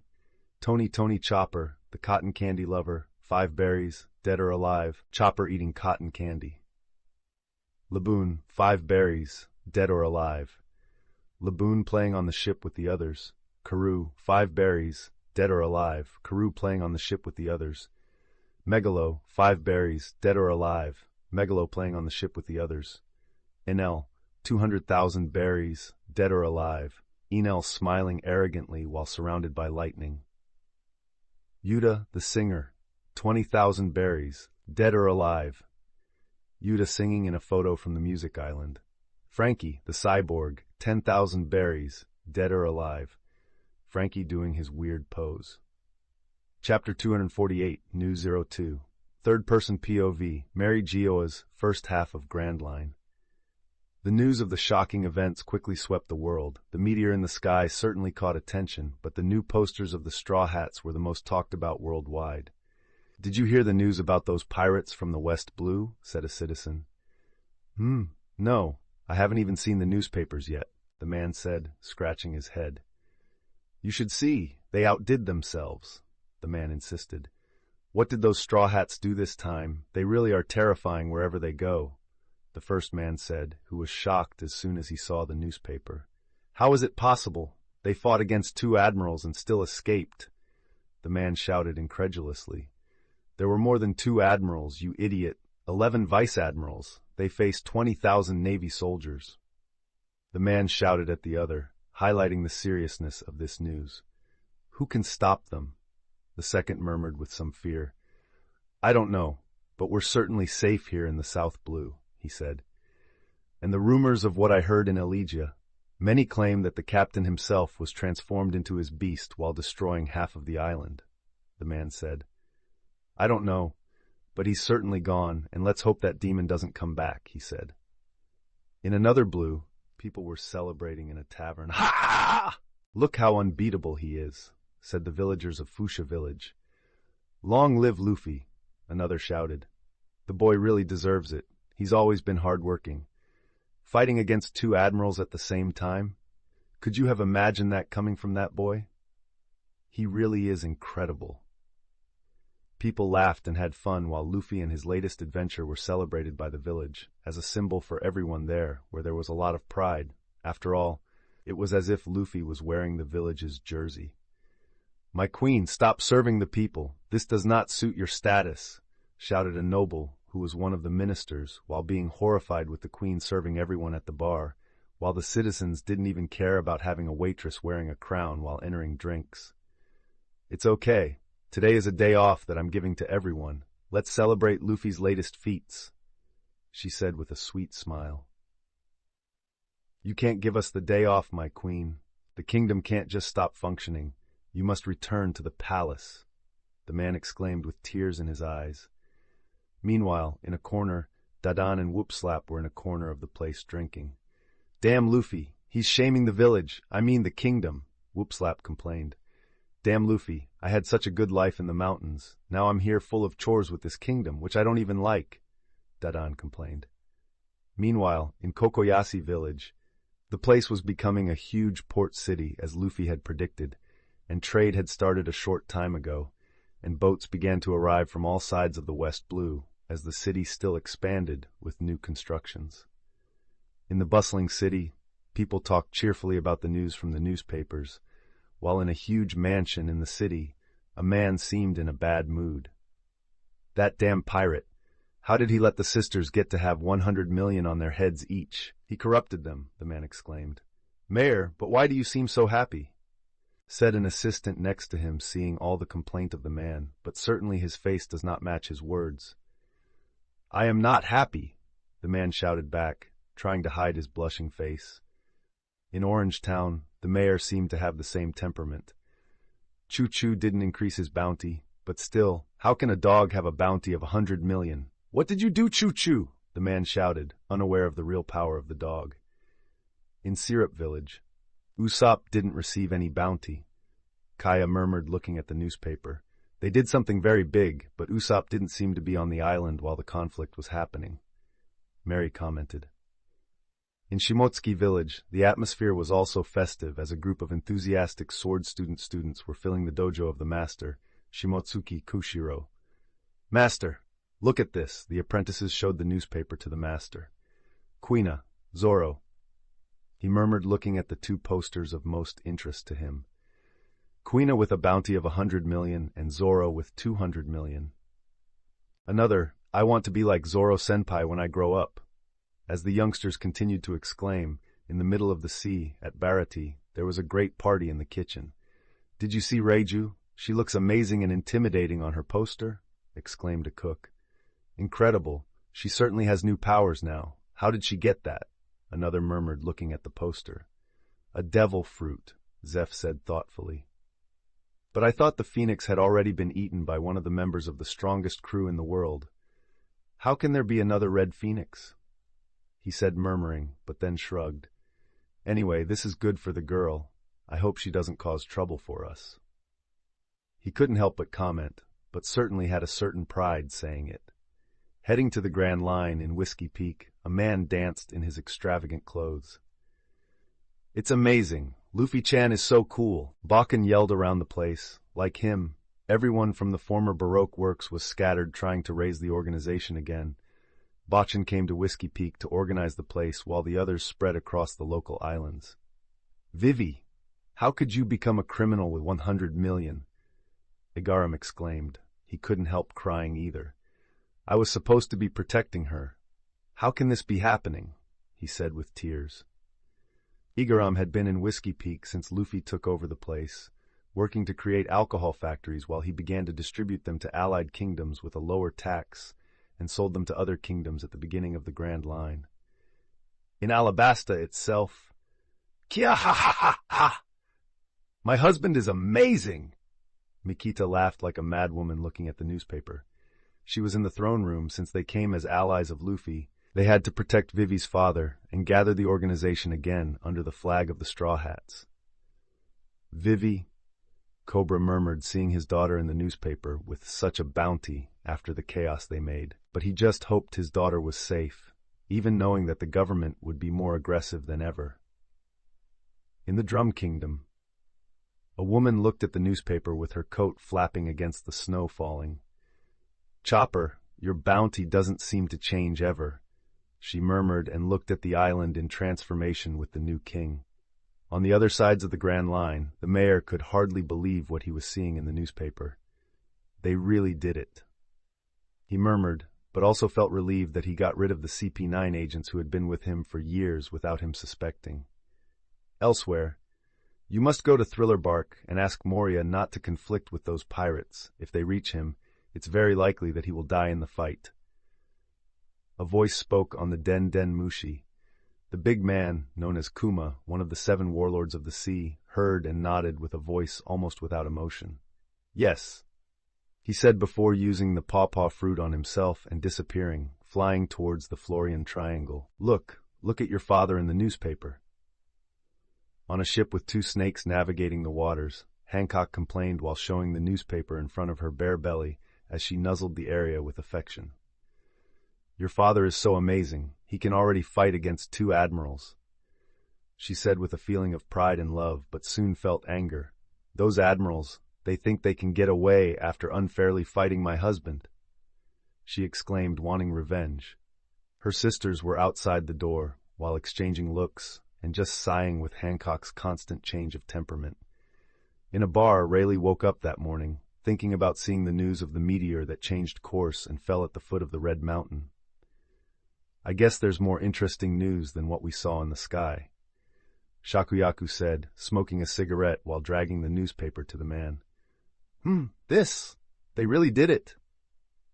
Rayleigh couldn't help being surprised by what was in the newspaper. At the bottom of the sea, "Dad, news from Shira," one of King Neptune's sons exclaimed with the new newspapers picked up on the surface a few hours before. In the newspaper was the news of the conflict in Eni's lobby. "Where is my Shira?" Neptune asked, looking for his daughter in the pages and images. "We don't know. There's a photo with her arriving on the ship, but she disappeared and there were no more images or mentions of her beyond a sea snake," Fukaboshi said. "I want my daughter back. Why do Jinbei and Whitebeard still insist on leaving her with that bunch of pirates?" Neptune exclaimed, meanwhile in the North Blue. "So, Reiju has a phoenix fruit," Vinsmoke Ichiji said, looking at the newspaper cautiously. "She doesn't seem to be a failed experiment after all," Vinsmoke Judge said thoughtfully. "In the end, she might be useful. That's why I talked to my contacts to have her a special condition on her wanted poster." He spoke calmly. "What should we do, Father?" Vinsmoke Niji spoke, wanting to know what he plans to do with their long-lost sister. "Let's go to the Grand Line. Let's chase them, and Big Mom has contacted me. We have a deal to fulfill with her." He spoke calmly, and all his children nodded. "The Swordsman of Darkness. This seems to be interesting." Mihawk was sailing through the waters calmly while looking at the news with quite an interest, especially about Zoro's new title. "You are certainly growing so fast that you might become a challenge. My sword eagerly awaits that." He finished his thoughts while continuing to sail. Meanwhile, in the New World, the news reached a Vice Admiral of G5. How can they let this happen to Joker? Virgo seemed furious with his colleagues for not being able to protect the man to whom he was loyal. He had already received the new reports of the fight and how Doflamingo was after the fight. He was not summoned for the war that will happen in Marineford because the Navy needed to have competent people to protect the New World while the war started. "I want revenge. I swear I do. But I cannot ignore this information," he murmured, knowing he should inform Kaido about Ace's capture and about the conflict that will happen maybe next week. Kaido was preparing to go after his daughter at this time, but Virgo knew he might regret if he didn't inform about the conflict, which would have to make him wait to attack the Straw Hats. "Let's do this then," Virgo murmured as he prepared his Den-Den-Mushi to call King, who was with Kaido in Onigashima. Chapter 249, Nuzo 3. Third-person POV, New World, second half of Grand Line. As news spread across the four corners of the world, the New World was no exception. This sea was the territory where the worst pirates lived, and the news of a newcomer fighting against vice admirals without even arriving in these waters was quite alarming to all the major forces and even independent pirates. In Dressrosa, the chaos was even greater. After all, the pirates of the Don Quixote group soon discovered the state of their captain, imprisoned in Marineford, lying in a bed in a coma, with even incurable injuries. The family was gathered in the castle except for a few members, while they fiercely discussed with one another. "How can they do this to Doflamingo?" questioned Pika, one of the family members, angrily as his voice was thin. "What are we going to do now? The Navy doesn't want to take him out of there, for some reason." Treble spoke with snot coming out of his nose. "We should keep calm. Everything will be all right, no matter what happens." Diamante spoke with firmness in his voice. "Even so, how are we going to run the country without Joker? What if the rebels rebel?" Dellinger asked worriedly. "Let's try to keep any chaos at bay. After all, most of the country is loyal to the King of Dressrosa. That hasn't changed. Let's just hope he gets well and we can take revenge on that group of pirates who did such a thing." Diamante spoke again, maintaining his calm. "Do you really think we can fight against a group that did this to Doflamingo?" Senor Pink spoke. "No matter what happens, we will take our revenge," Pika exclaimed. Meanwhile, on the other side of town, in the Colosseum, two women were meeting, while commenting on the events with each other. "Is it true that Doflamingo is seriously injured and even at risk of dying while in a coma?" Rebecca, dressed as a gladiator, asked surprise to the newspaper as her gaze returned to her aunt. I don't have much information about it, besides what some family members commented while I was leaving, and there's nothing in the newspapers that proves his current state. However, he really suffered a defeat. First, he was captured and then humiliated in a way I never imagined could happen. Violet spoke, looking at the newspapers, searching for any other information. Are we finally going to get rid of him? Rebecca asked with hope. I don't know, but he certainly never suffered so much in his life. A small satisfaction after everything he did to us. I'm so happy about this, Violet admitted. After all, she always wanted to end Joker, and seeing him being destroyed was one of the best things that happened in all 6 years. She picked up the newspaper and saw the photo of the pirate responsible for this, wanting to meet him. After all, not everyone could fight against Doflamingo, but this man, this newcomer at sea, had gone against all common expectations. Meanwhile, the underworld was in chaos. Without their boss, behind the command, the Don Quixote family was still trying to maintain control over all places, trying to fulfill all the agreements of selling weapons, drugs, and human trafficking, having a lot of difficulty in keeping everything under control. On another island, where there had not been any incident of 2 admirals fighting, Caesar Clown was doing some tests with his assistant, trying to create smiles. This project was born with Doflamingo in an agreement with Kaido, one of the Yonkou. Caesar Clown had stolen this project from an experiment conducted 2 years ago. He still remembers the incident very well. He was at a testing site with Vegapunk, who was attempting to create a specific thing at this location, an artificial devil fruit, but not just any fruit. This one was crafted using Kaido's genes after collecting them during one of his captures, thereby trying to create a dragon with this artificial devil fruit. After years of research, the fruit was finally constructed, and both Vegapunk and his second-in-command, Caesar Clown, were looking at the small pink fruit emerging from the oven, appearing in front of them with the metallic sound of doors opening. Finally, Vegapunk sighed. After years of being funded by the government to create this fruit, we have finally completed our work. He commented as he approached the fruit. But it was supposed to be blue. Why pink? He couldn't help asking with disappointment. Caesar Clown watched with jealousy. After all, it wasn't he who made it, but rather his rival in the field of science. Yet he kept calm and waited for Vegapunk to finish analyzing all aspects of the fruit. This, the big-headed man began, analyzing the data and conducting tests with the scanning machine. The fruit is a failure, he finally admitted, with a tone of frustration. After all the resources and my time that had been dedicated on this island to create this fruit, in the end, it was a failure. He murmured. Ha ha ha, you're not as smart as you hoped, Caesar Clown exclaimed, laughing slowly, while he, not caring about his assistant, already familiar with her personality, continued looking disappointedly at the pink fruit. It seems you're not so smart after all, aren't you? It's a failure. You made a failure, Caesar Clown began to mock. The government won't like to hear this, Vegapunk said in the end, and looked at Caesar Clown. Since the fruit is good for nothing, throw it away. I'll talk to the 5 elders now, he simply said and turned away. Caesar Clown was thrilled by this as he picked up the fruit and placed it in a box, proudly labeling it Vegapunk's failure. He wouldn't throw it away but would keep it in his room as a trophy. He failed, but I will make a better one, he commented as he began to walk with the fruit. He secretly took all the research data, ready to try to prove that he would make better artificial fruits. I have the data. It's better to throw this away, otherwise it will bring me bad luck. Caesar Clown commented, changing his mind about keeping the fruit, then went to the garbage dump. He arrived at the site and simply threw the fruit there, saying, "Goodbye, Vegapunk's failure. You finally showed me that he makes mistakes," he said excitedly. "Now I need to look for more of his mistakes," he said, with a personality that insists on not wanting to lose to his rival. Sometime later, with Caesar insisting on searching, he had a falling out with Vegapunk and activated a poisonous gas across the entire island, making it uninhabited in the current time. Now Caesar Clown was pondering what to do next, especially since he had heard about Doflamingo's situation and was hoping he would recover soon, because without Joker's protection, his life wouldn't be easy.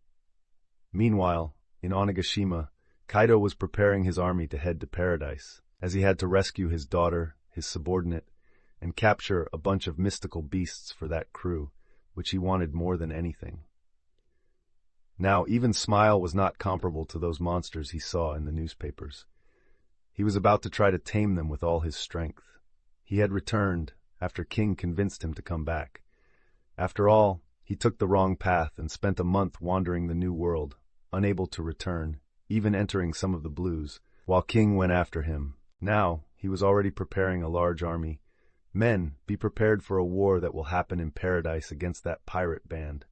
Soon, they will feel the strength of the beast pirates, he spoke, as the crowd began to shout, "Let's face them! Let's finish them! How dare they attack the beast pirates?" They screamed. This was the speech from the day before. Now the image of Luffy and his daughter emblazoned in the newspapers caught his attention that morning, making him look at it incredulously.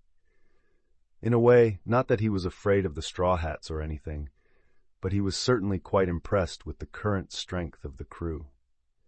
These kids are getting stronger and stronger. I'm proud of you, Yamato.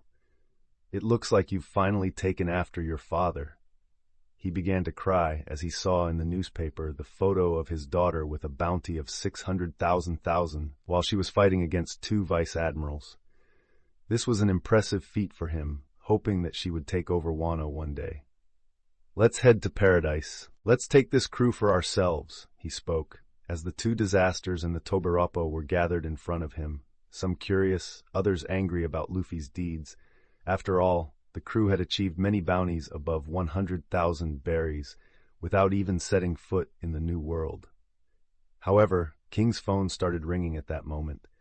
He saw that it was Virgo calling, a vice admiral who worked for Don Quixote do Flamingo as a navy spy. He thought for a moment before answering, but eventually accepted, going to a corner. He listened to everything, frowning even more. Then he returned to Kaido. "Boss Kaido," he spoke, drawing Kaido's attention, still crying over the newspaper. What is it, King?" He turned to his disaster. "Urgent news, Boss Kaido," he spoke. "There will be a war between the Whitebeards and the Navy next week." Kaido immediately looked at King, stunned. "A war?" he asked. "A war against the Navy. The old man is going to do that?" "Yes," King responded, already envisioning the inevitable outcome. "It seems the Navy has his second-in-command in their hands and intend to carry out a public execution, according to Virgo." "I see. That old man will surely not let this happen." Kaido spoke, stopping his tears.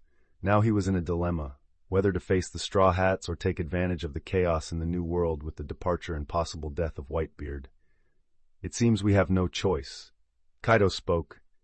"Change of plan," he shouted, as an even more serious situation had arisen. "Wait a minute, brother," Ulti asked angrily, even speaking to Kaido in such a manner. Kaido didn't mind and simply answered her. "Don't worry, we'll do that later. For now, there's a chance for us to grab more territories for ourselves. And we'll also attack Whitebeard," he declared, as everyone present felt except for Ulti, who was still dissatisfied. Chapter 250, News 4. Third-person POV New World, second half of Grand Line. As Kaido prepared to face Whitebeard, on the other side of the same sea, there was a giant woman devouring her sweets, and as she waited eagerly, a subordinate began reading the newspaper. "Come on, read. I'm already losing my patience," said Big Mom, dissatisfied, as the man trembled in fear. He picked up the newspaper, shaking, and began to read in front of the entire Charlotte family, gathered around the place. As he read the news, the family had a varied reaction. Some frowned, while others maintained a neutral look.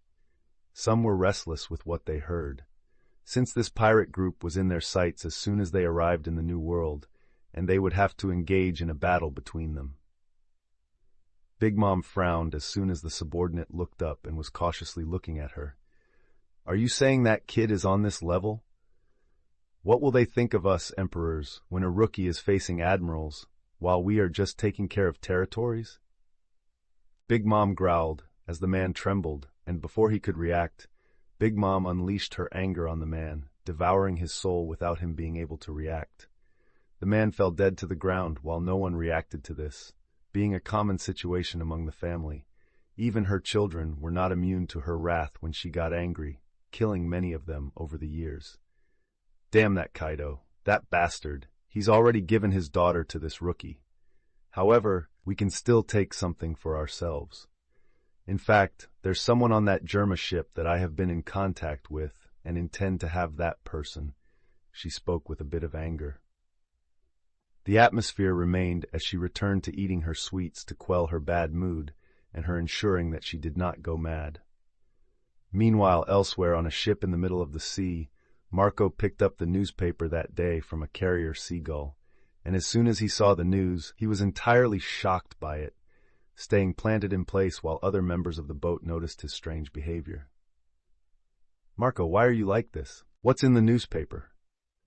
The commander of the 5th Division, the floral swordsman Vista, asked, curious, seeing the reaction of the 1st Division commander. Marco noticed the commander of the 3rd Division, Diamond Jozu, of the 6th Division, Blamenco, and of the 8th Division, Namur, also approaching, curious to know what was in the newspaper that day. There could be some news of Ace.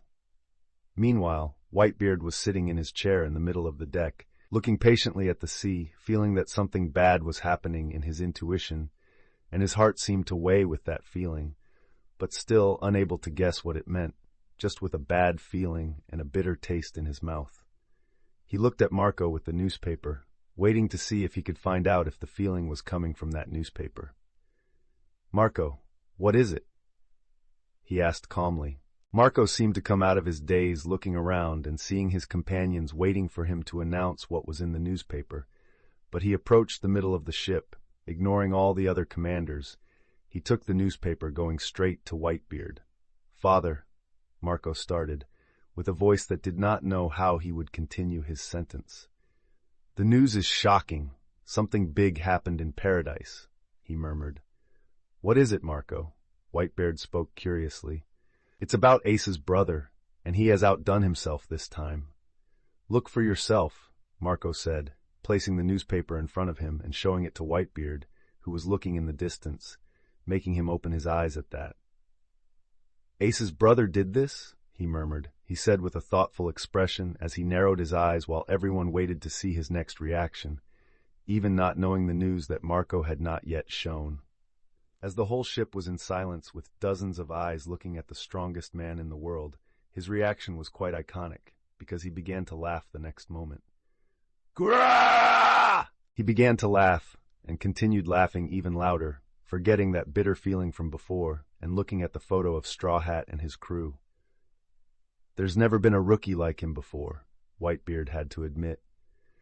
"It seems like times are about to change soon," he murmured, cracking his characteristic smile, while the others listened, quite confused. For Newgate, he recognized that he was old and knew that his time would not last much longer. Nor were the other Yonkos so young, with the exception of Shanks, and the emergence of such a powerful crew now, that had not even set foot in the New World, should be the announcement of a new era. He had to admit, but he was happy that, at least, this was Ace's brother, someone who could easily create a connection with his crew. Perhaps, after his death, there would still be a strong alliance. Whitebeard always thought about the future of his children like any loving father, and he still sought who would inherit his will after his death, which approached every day. His body could no longer hold up.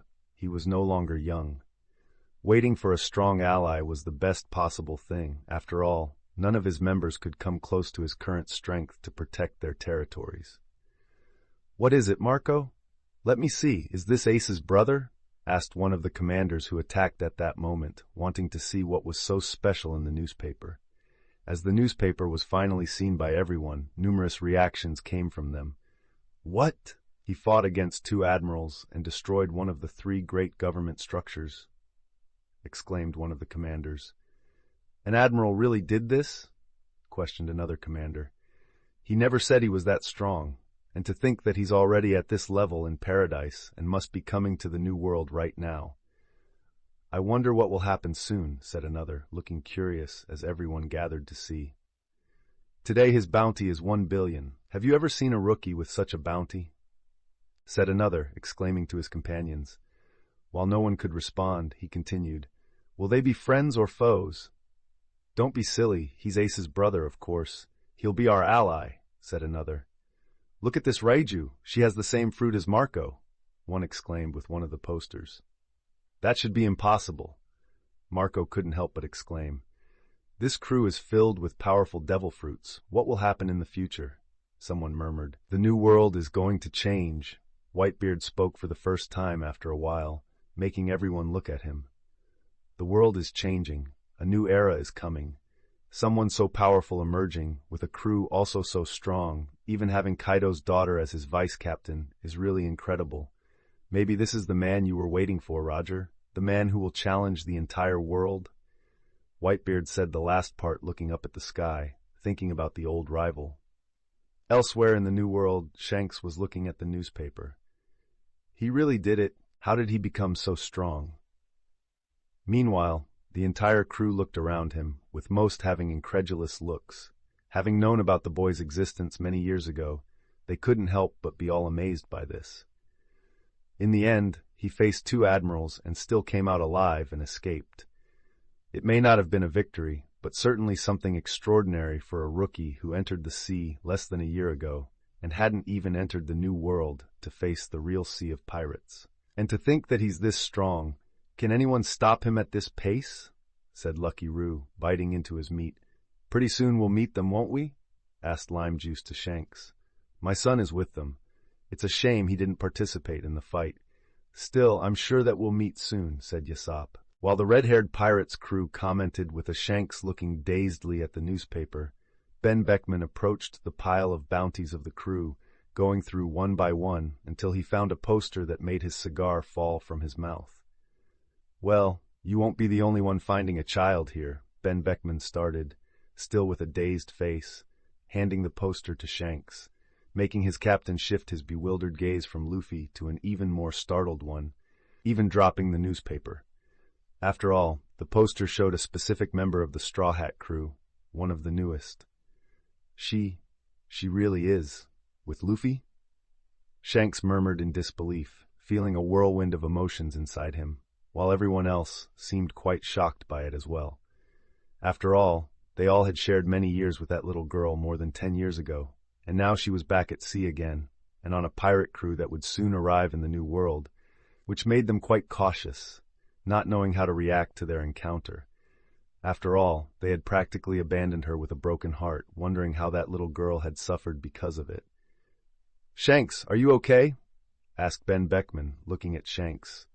I am. It's just that I don't know if I can face her. He spoke with a melancholic tone.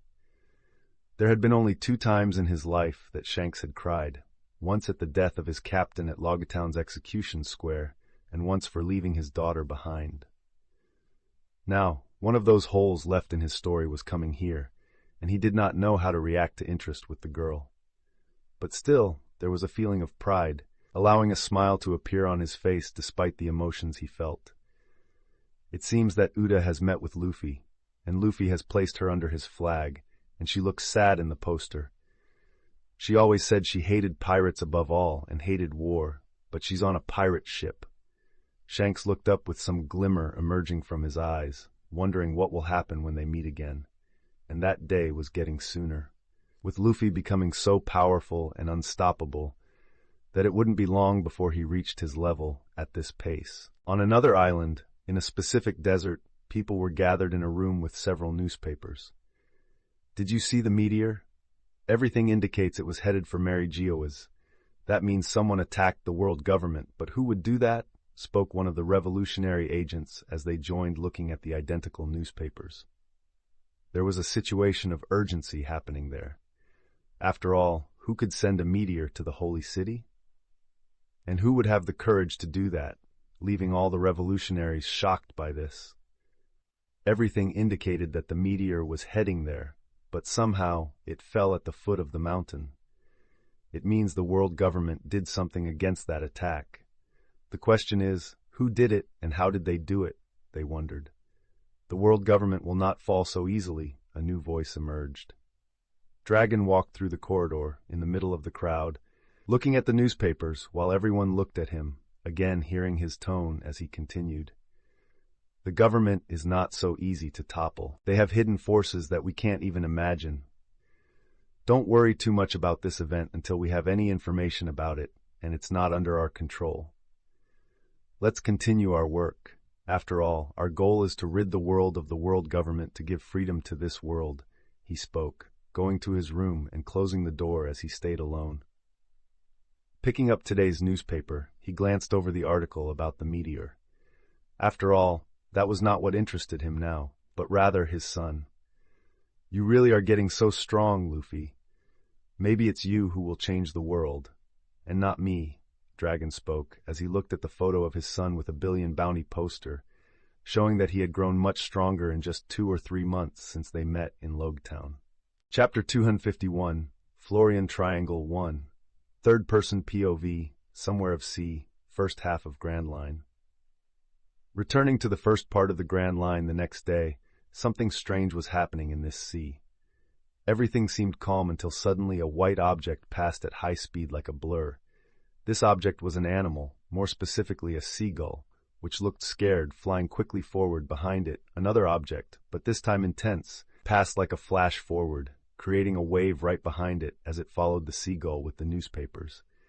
It seems that the seagull was fleeing from a black ship that seemed persistent in following it. "Come back here, little seagull," Luffy yelled from the bow of the ship. Meanwhile, the seagull looked back frightened, trying to escape from that bunch of crazies who were insistent on pursuing her. "Luffy, what are you doing? Is that seagull going to buy the newspaper? Why are you chasing it like a criminal?" Uda complained to Luffy. Luffy looked at his wife approaching with a confused and angry face. "Didn't you see? It fled. We expected it to come closer to us, but suddenly it turned away and started to flee.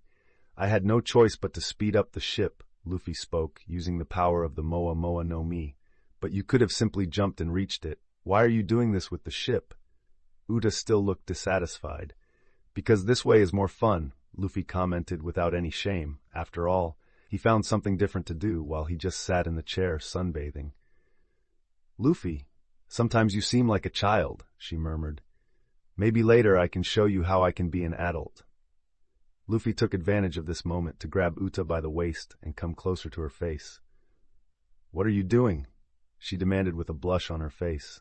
Luffy didn't care about it and approached her ear, whispering something that made Uta go from a blush to a completely red face while steam came out of her ear. He smiled at her, moving away while kissing her forehead, leaving the girl still without reaction. Luffy climbed from the bow and looked at the small crowd forming there. "Are we going to catch the seagull?" he asked with a wide smile. "We're going to catch it, yes!" Chopper exclaimed. "Catch her!" Usopp shouted excitedly. "Go, go!" Hachi waved flags with his arms. "Grr!" Laboon made sounds. "Karoo!" Karoo lifted its wing as if cheering. "Sharky! Sharky!" Megalo exclaimed. "Go, Luffy-sama!" Shirahoshi exclaimed, cheering. "Super speed!" Frankie exclaimed. Uda shook her head from her dizziness with those words of Luffy in her ear and turned her face to all those people exclaiming for Luffy at the bow of the ship.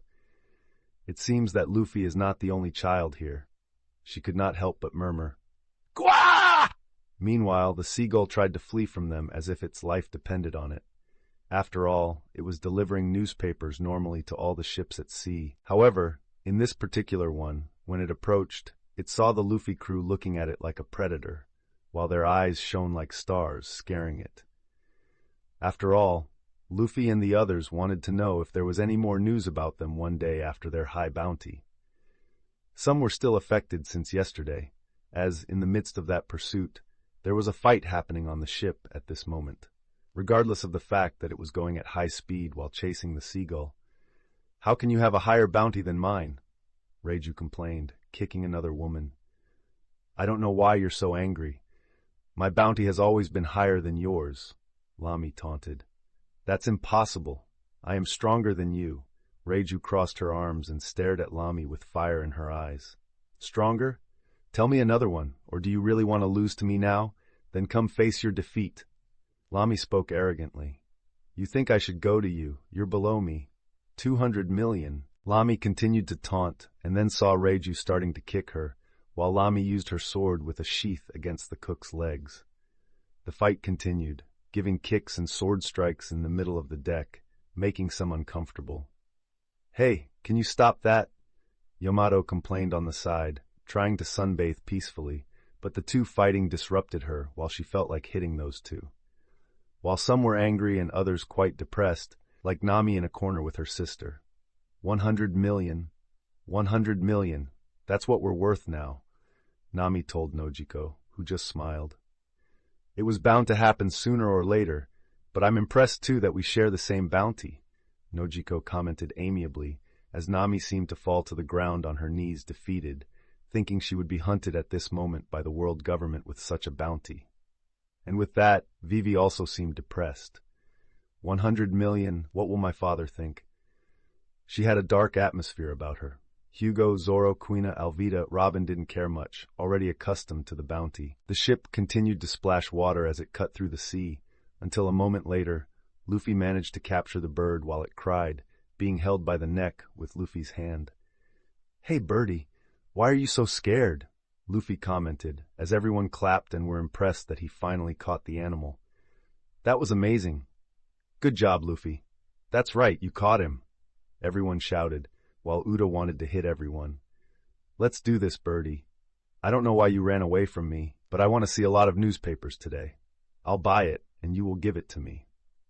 "After that, you can go," Luffy spoke, as the seagull could feel its neck stop being tight, being released from the pirate's hand. When it fell to the ground, it didn't immediately run away and looked at Luffy quite cautiously. The bird, seeing that it couldn't escape, nodded, intrigued by the newspaper, and Luffy handed over a note of barrels for the newspaper sale. "See? Was that so hard?" Luffy looked at the male bird as the animal, without responding, simply took off, farther away from that boat. Lucio watched the bird fly away, but didn't care much. Now, looking at the newspaper, and as he predicted, there was a new picture of him on the cover, but something much more sensational than he had imagined before. The newspaper began with a picture of him and the title, "The Emperor Without Territory, Monkey D. Luffy, the rookie man who emerged in the sea and is so powerful that even the greatest forces of the Navy can't stop him. And he is heading to the New World. What kind of change will he bring? Will he submit to any Yonko, or will he become one?" This is the question we all ask at this moment. Monkey D. Luffy, officially the worst pirate that emerged in the era of pirates. Will the old guard manage to combat him, or will succumb? What kind of changes will he make in the New World? What will the government do to stop this rising threat? These questions were engraved in the newspaper, as Luffy had a big smile. "That's it, Luffy. Be amazing," Usopp commented next to Luffy. "You see, looks like I'm an emperor without territory now." Luffy started to laugh, in front of all his companions. I mean, almost all, while Lamy and Reiju continued fighting. "They have been like this since yesterday. You have to stop them, before they destroy our ship. Fu-fu-fu," Robin commented, approaching Luffy and speaking of the situation. "I wanted to celebrate, but these two didn't even go to bed last night, as they kept arguing all night long." Luffy commented, and, seeing no other choice as he watched them exchanging blows all the time, almost going to a Haki and Akuma no Mi fight. "Well, I'll be right back," he said, disappeared a moment later, and catching the two women in the middle of the fight without them being able to react, and simply entering the ship with them. While many were surprised by what he was doing, his women wondered what he would do. It was only after a few hours, calming the two women, that he returned, excited to have had a threesome with two women who competed so much they passed out on the bed. "Now, let's have a feast," he said, wanting to celebrate once more with today's news. There was no more training for them, not at this moment, as the adventure now was just to enjoy the journey until the war they planned to participate in. So, being already the 10th feast since they left Eni's lobby, they began to enjoy again, while they drank beverages produced from Whiskey Peak and the meat collected from Skype. This continued for the rest of the day, extending through the night and ending only the next day. And it was on this day that something new happened. While Luffy was sunbathing between Reiju and Lamy, to ensure that neither of the two would fight again, he heard Usopp shouting from the mast with a magnifying glass in hand. "There's a thick fog covering the entire area ahead at sea," Usopp exclaimed while Nami was studying the map and drawing some, outside her cabin, who quickly looked forward, indicated by Usopp with a raised eyebrow. "This is the Florian Triangle," Nami shouted, already familiar with this aspect of the fog after reading the books about the Grand Line that Luffy gave her before the Reverse Mountain. "This is good, we're finally here," Luffy nodded with satisfaction. "What do you mean by that, Luffy? You speak as if we were going to enter the place," Nami exclaimed, hoping her captain wasn't crazy enough. "Of course we're going to enter," Luffy commented as Nami looked at him, astonished. "What do you mean, we're going to enter? That place is a ship graveyard. Very few people enter and come out alive," she warned, leaving many besides scared.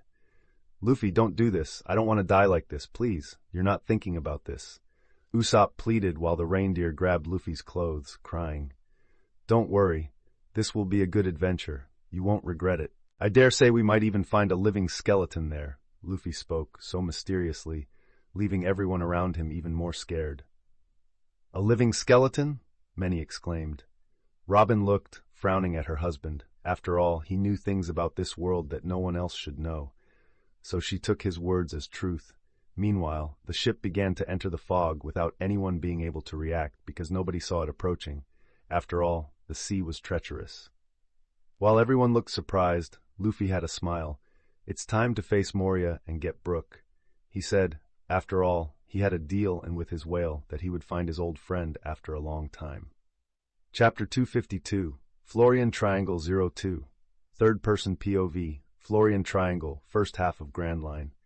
Black continued to drive into the mist of Florian Triangle. While some were afraid of what Luffy had said, others didn't care. Soon, darkness began to take over everything as the sun disappeared, leaving only darkness amid that mysterious sea. "Ready, guys? Don't worry. This will be a great adventure," Luffy commented as he saw Nami clutching her sister, trembling with fear. "Has it gotten dark already?" Lami stepped out onto the deck at that moment, looking around. "How strange, it doesn't seem like night." Reiju followed soon after, lighting a cigarette. They didn't seem as quarrelsome now as they were a few hours ago. Meanwhile, the other members were yelling at Luffy since their captain had said this madness seemed like a great adventure. "A great adventure, Luffy? You said we're going to find a living skeleton. That's not funny," Usopp shouted, no longer appearing as the fearless pirate of the sea who could transform into a dragon that uses the element of light. "Haha, don't worry. You'll like him," Luffy replied. Still keeping the mystery, he didn't mind saying something like that, which others would question later why he knew this. "What do you mean, you'll like him?"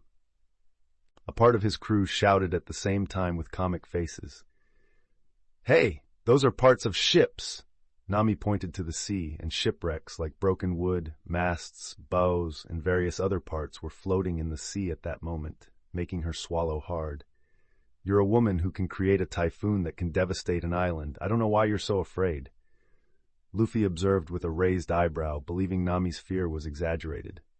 "There are certain things a woman is afraid of," she exclaimed to him. "Haha, don't worry, your husband will protect you," Luffy said with a smile. Usopp had entered the kitchen with Chopper in the middle of that discussion and returned with a bunch of artifacts that would be used against any mystical and ghostly entity, using garlic, crosses, salt, and all sorts of things, even incense. It wasn't just him. Chopper was almost dressed as a priest, making Luffy laugh. "Ha! What an exaggeration. He didn't even notice when Frankie and the animals used all kinds of items, wanting to protect themselves against any living skeleton that Luffy had talked about. Luffy laughed, and Yamato joined in with him. "This is funny. I also want to use something like that. It looks so fun," Shirahoshi exclaimed, grabbing a garlic necklace. "Stop it. This place is too scary." Vivi trembled with fear in a corner. "Another wind user afraid," Luffy murmured, and when he was going to calm his wife, he saw something strange behind the last two women to come out of the ship. "Lami, Reiju, there's a ghost behind you." Luffy pointed at the women who were a little surprised and a bit afraid. "Stop it, Luffy," Vivi exclaimed, making a face. "This isn't funny," Lami said, making Luffy see that the woman was afraid. Despite her strength, it seemed like she was afraid of ghosts. "It's serious. There's a ghost behind you," Luffy insisted. "Who's the idiot who's going to look at that?" Reiju commented, lighting her cigarette. Well, it's serious. There's a ghost behind you, foo. Robin commented, approaching Luffy with a giggle. Is this a ghost? It's so cute. Shirahoshi approached him and commented. Really? Let me see. Yamato also got involved, looking at the ghost with admiration. Hearing all those comments, Lamy and Reiju began to believe in Luffy's words and being two curious ones. They turned around and really saw a small ghost there swinging its body while looking at everyone with a smile. Lamy, Reiju. Ghost! Both Lamy and Reiju screamed. Chuchu approached and began to bark at the ghost and advanced against the ghostly intruder, passing through its body. Then everyone watched stunned as Chuchu lowered its head in depression and began to speak something in the dog's language. Should I have been born a flea? Yamato, understanding his language like Luffy, echoed his words bewildered. It seems that ghosts have a negative effect. Don't touch it. Luffy spoke as everyone began to completely move away from that thing, while the swordsmen already grabbed their swords to fight. Nee! So scary, Hachi commented with his 6 swords in hand. Then this is one of Perona's ghosts, Luffy murmured without anyone hearing. The ghost looked at him and suddenly entered the deck, disappearing. What the hell is going on? Usopp and Chopper were scared at that moment, starting to spread things around the ship to scare anything from the ship. I said this was a bad idea. Nami started crying with Vivi. Luffy, are you sure we're okay here? Nojiko spoke with a raised eyebrow. Don't worry about it. He's gone, but soon we'll see more. Luffy said with a confident smile. She didn't ask that, Kuina complained. Let my husband handle everything. He always knows what he's doing. Alvida spoke beside. And what do you mean soon we'll see more? Who wants to see that? Everyone shouted together at Luffy. Look, there's something approaching. Finally a ghost ship is coming. Luffy changed the subject, pointing to the fog in front of him, where a shadow began to form, soon seen in the shape of a ship as big as the Blackberry from the movie. Why do you look so happy? Uda shouted at the captain. Ghost ships! Usopp and Chopper screamed, running away, while the animals seemed to be afraid too. Is there a fighting ghost there? Zoro spoke, hoping for a challenge. What kind of question is that? Kuina complained. Hugo was silent the whole time, while crossing his arms looking at the ship. The ship approached as the members who were more afraid prepared for all sorts of things while dressing up as priests. It didn't take long for the ship to finally emerge, with wood of tens of years, rotten and roaring with the sway of the sea. The ship continued to approach and stood beside the Black Pearl, as everyone looked attentively here, and suddenly they saw that on the ship there was indeed a skeleton looking at them from the edge of the ship, while remaining still. Everyone was stunned by that, except Luffy, who already knew him, and Chushu stood up and looked at the skeleton with shining eyes. The skeleton noticed the dog's gaze and seemed to sweat with that.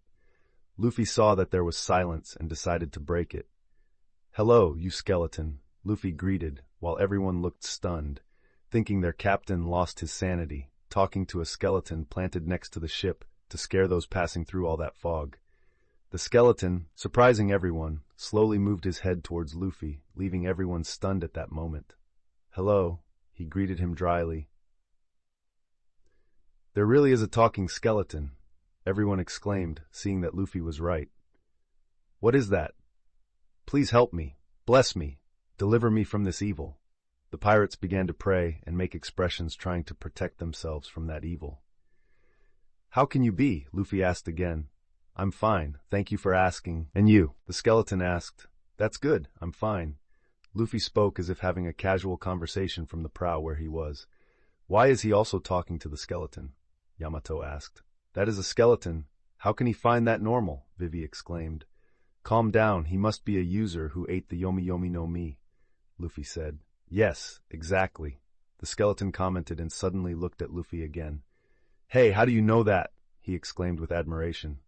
I read the manual of Akuma no Mi. I know a lot about them. Luffy shrugged. Everyone swallowed that, except Robin, who knew her husband. Anyway, Luffy began jumping from his ship to the ghost ship. Why don't we start our introductions?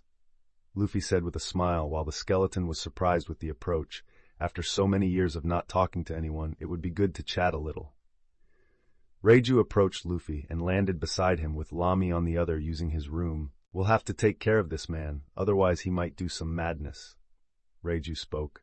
I have to agree with you, Lami said, swallowing her pride. Don't be like that. I won't do anything too much. Luffy said, approaching the skeleton. Hello, a monkey Didi Luffy, the future Emperor of the Seven Seas, he commented, extending his hand. I'm Brook, the skeleton said as he shook his hand, but was surprised by Luffy's declaration. Emperor of the Seven Seas? He asked. That's right. Do you want to join my crew? It would be good to have a skeleton with us. I'm all for diversity, Luffy said with a smile. Okay. The skeleton spoke. Reiju and Lami were shocked by this development while they couldn't do anything to stop their captain. What are you doing? They exclaimed, but Luffy just shrugged. He's our new crew member. Tell me, what are you good at, Brook? He asked. I'm a musician, he said. See, we have a second musician, Luffy celebrated. What do you mean? We have a second musician. You can't just invite people like that, the two exclaimed. What's that? You don't trust me? Luffy looked at them with a small seductive smile. Both blushed and nodded. Yes, we trust you. Brook approached Reiju. She looked confused and wary at the skeleton. Excuse me, miss, could you please show your... Before he could finish, a fist collided against his skull, cracking it and sending him flying into the ship's cabin. Boom! The cabin of the ship exploded at that moment with Brook's body, leaving everyone on the other ship confused by this, while Reiju and Lami seemed shocked. How do you kill someone after inviting them to the crew? Both grimaced. Luffy didn't respond and disappeared. Brook seemed to have received the worst punch of his life. He was cracked wondering how that happened, while before reacting, Luffy appeared in front of him and grabbed him by the bone neck. What are you doing? He exclaimed, stunned. Listen to this, skeleton. Luffy began with a tone that made Brook shiver. Try using that phrase again with any woman I know, and I will flay your skin even though you don't have any. Luffy spoke. Yo-ho-ho-ho. Brook started to laugh, finding Luffy's speech very funny, but then realized the man in front of him was serious. No, help me. I swear I won't do it again, he exclaimed, scared in the end. That's good. Now let's see the others, Luffy said with a more satisfied smile, while dropping Brook's neck to the ground again as he was all cracked. He didn't want to face this man's wrath again, swallowing hard, even though he didn't have a throat for that. Chapter 253, Florian Triangle 03, Third-Person POV, Florian Triangle, first half of Grand Line. Luffy emerged from the debris with the skeleton behind him, while Lami and Reiju grimaced at the sight of the skeleton all battered from that punch. Why did you act like that? Lami asked, not understanding her captain's situation. It was just a way to greet our new companion, Luffy said calmly, maintaining a smile, while Brook stood beside him, unfazed. You call that a greeting? Reiju exclaimed, bewildered. Luffy just shrugged. Let's go to the Black Pearl. We have to introduce our new friend, Luffy remarked, as having nothing else to do. Reiju and Lami nodded and followed Luffy to the other ship. They landed in front of the crew, as many were frightened by the skeleton coming with the group. The skeleton is here! Bepo screamed in fear, while at that moment another person approached Luffy. Master, I brought some cookies. Baby Five approached Luffy with a tray. Oh, thank you, Luffy said, taking a cookie, finding it odd that Baby Five cooked, and everyone already imagined what would happen as soon as Luffy put it in his mouth. Baby Five seemed excited about it with a sweet smile, but suddenly she looked at Luffy with a vengeful glare as he was eating the cookie. Eat my explosive cookies! Die! She exclaimed as Luffy felt an explosion in his mouth. His cheeks puffed up with the sound of the explosion, while everyone watched it as if it were something normal. Luffy opened his mouth with a lot of smoke coming out from inside, but he was fine. I think it needs a bit of salt, Luffy told Baby Five, making her fall to the ground. Why can't I hurt him? She said in a weepy tone. Master, Baby Five needs to be punished, she requested with shining eyes. All right, later, Luffy said. Brook was looking at the people afraid of him, which he found normal, except for a dog next to the crew licking its eyes as if seeing something juicy at the moment. Adding to seeing the interaction with Luffy and that maid woman made him start to rethink if it was a good idea to come here. After all, he does not think this crew is common, filled with all sorts of things. I'm going to be okay here. Should I run away? He thought, but soon felt a slap on his backbones. Now let me introduce our new companion. Luffy spoke, and before continuing, looked at Reiju. But first, let's eat something. Let's go to the kitchen, Luffy declared, while everyone trying to get used to the idea of seeing a skeleton walking around, even those who were not afraid, began to walk to the kitchen, which was filled by the entire crew. Food, food, food! Brook began to shout on the table, after overcoming his initial fear of the group while banging his utensils in front of everyone. Ah, he is so funny, Luffy laughed. Luffy, what is happening here? Why did you bring the skeleton here and Reiju is cooking for him? Zoro asked. Seeing everyone looking at them, he smiled. Let me introduce, this is our new ship's musician, he said, leaving everyone with their mouths open and eyes wide. What do you mean, new musician? Vivi exclaimed, incredulous. A musician like Uda-sama? Shirahoshi yelled, not seeming to be afraid of the skeleton, and looked excited. While Brook looked at her, still surprised to see such a beautiful mermaid. He cleared his throat as he addressed her. Princess, by any chance, could you show your... He was going to complete, but Luffy put a finger over his mouth, making Brook gulp with that. Brook trembled looking at him. Luffy had a penetrating look, saying that if he continued, he might not survive. Making Brook silent after all, he was already cracked from a punch by Luffy. He did not want that again. Meanwhile, shock was among many crew members wondering how Luffy had brought a skeleton into the crew. Hold on. What do you mean, a new musician? What happened there? Zoro asked, bewildered looking at Lamy and Reiju. They had to lower their heads at that. Sorry, we didn't even have time to react when he invited him onto the ship, the two murmured. Luffy put Brook aside and looked at his companions. Don't worry, he's a nice guy, as long as he sticks to certain things, Luffy said, crossing his arms, indifferent to whether his crew was pleased with it or not. After all, he was the captain. Anyway, let's eat. Luffy didn't want to introduce the skeleton because he wanted to eat first. Everyone watched without joining them as Luffy ate along with the skeleton, who became animated again, forgetting how this pirate captain could be frightening. Both were talking with their mouths full, interacting with each other. What are they talking about? Uda asked.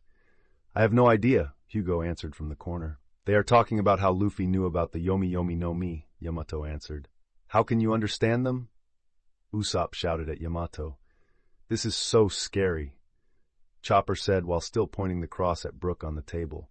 I find him very funny, so he really joined the crew? Yamato asked Luffy. Not yet, but he will soon, Luffy said. After all, he hadn't received the system message that Brook had joined the group yet. That was delicious, Brook exclaimed with satisfaction, his face still cracked. Even though I have no taste buds to taste it. Yo! He began to laugh while many frowned upon it. What kind of humor is this? Most were thinking at this moment. That's funny, Shirahoshi exclaimed. Sharky? Her shark looked at her, not understanding why she wasn't afraid. That was so refreshing. Brook commented as he raised his arms, and as he did, a dog bit him while hanging from that arm. Choo-Choo couldn't take it anymore and lunged at Brook's bones. While the skeleton looked at it, Choo-Choo held onto his arm while hanging, refusing to let go of the musician. Ha! I'm being eaten, even though I have no skin for it. Yo-ho-ho-ho-ho! Ha!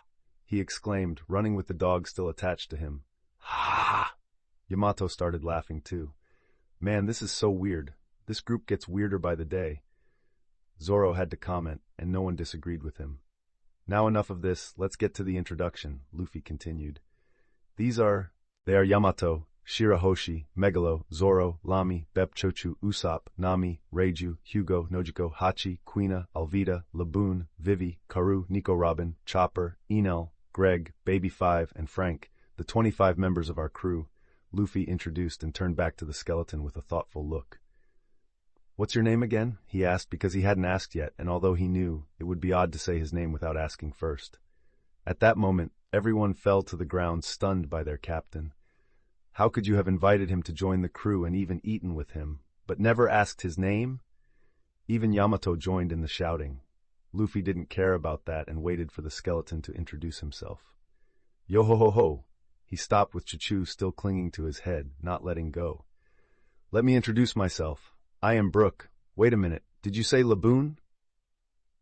He was stunned while Laboon looked at him after hearing his name. Brook was a skeleton, with nothing but his hair looking like his old self, and Laboon was so small that Brook, despite remembering his old whale friend, didn't think it would be him there, especially with all those scars on his head.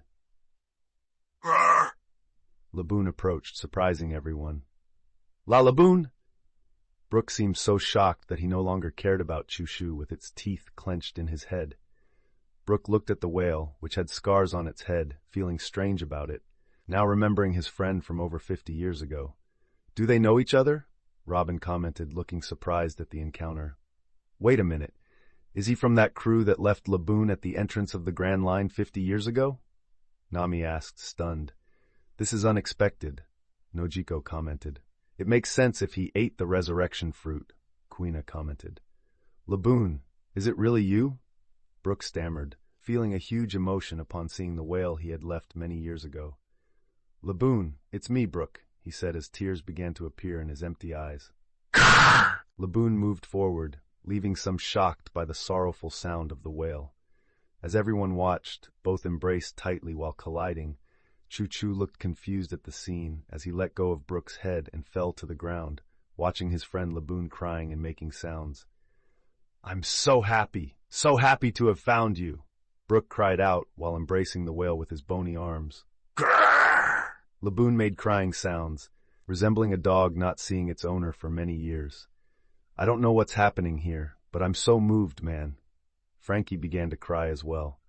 Luffy, is it really him? Vivi commented, stunned.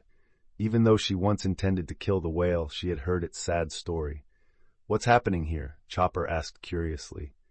You weren't part of the crew when we met Laboon after entering the Grand Line, Alvida began. His scars were made by himself after trying to break the Red Line. The Red Line? Robin asked, surprised, not knowing much about the whale's story like the other members who joined after that event. He wanted to reach the other side, go to the new world behind his old friends who left him 50 years ago, but in the end, they were in the Grand Line this whole time, and unfortunately, it seems only one survived. Nojiko commented sadly. I'm so happy for Laboon-sama.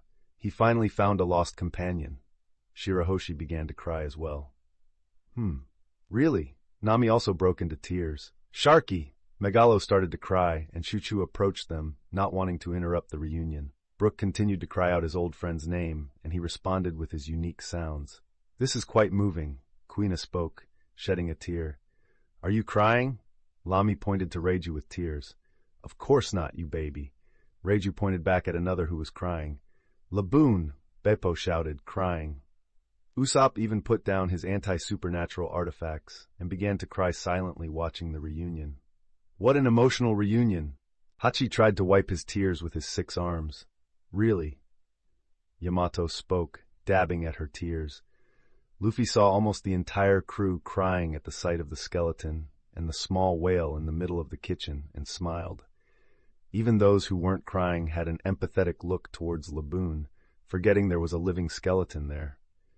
Luffy smiled and realized they needed to give them some time for this reunion. Let's leave them alone for a while. Let them talk. Let's go outside, Luffy suggested, and began to walk outside with the teary crowd. He took a deep breath while everything was still shrouded in darkness in that Florian triangle, but he was happy there was something positive in the midst of that fog. Not long after, while his members were still emotional, a huge shadow began to emerge on the horizon. Luffy felt better with his haki, entering his current field, smiling, ignoring the conversation about Brook and Laboon. We've reached our destination, Luffy commented, as everyone looked stunned at the huge shadow approaching. He returned to his crew with tears still on their faces. Do you know why we're here?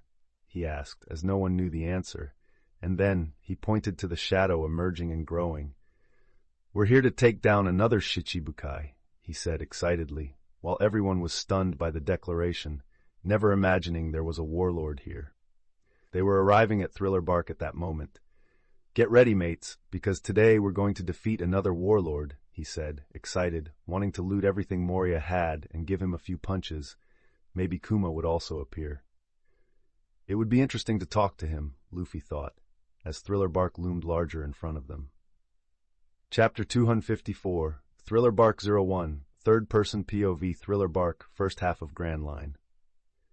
The crew took a while to understand Luffy's words, looking at their captain wiping away the tears that some had from the meeting with Laboon and Brook. "How are we going to take down another Shichibukai?" Uta immediately asked, while the others intensified their gaze towards their captain. Luffy flashed his rogue smile. "That has always been my goal for coming here. After all, Moria lives here. It will be a good opportunity to loot his treasures," he said. "We're out of money. We need more money."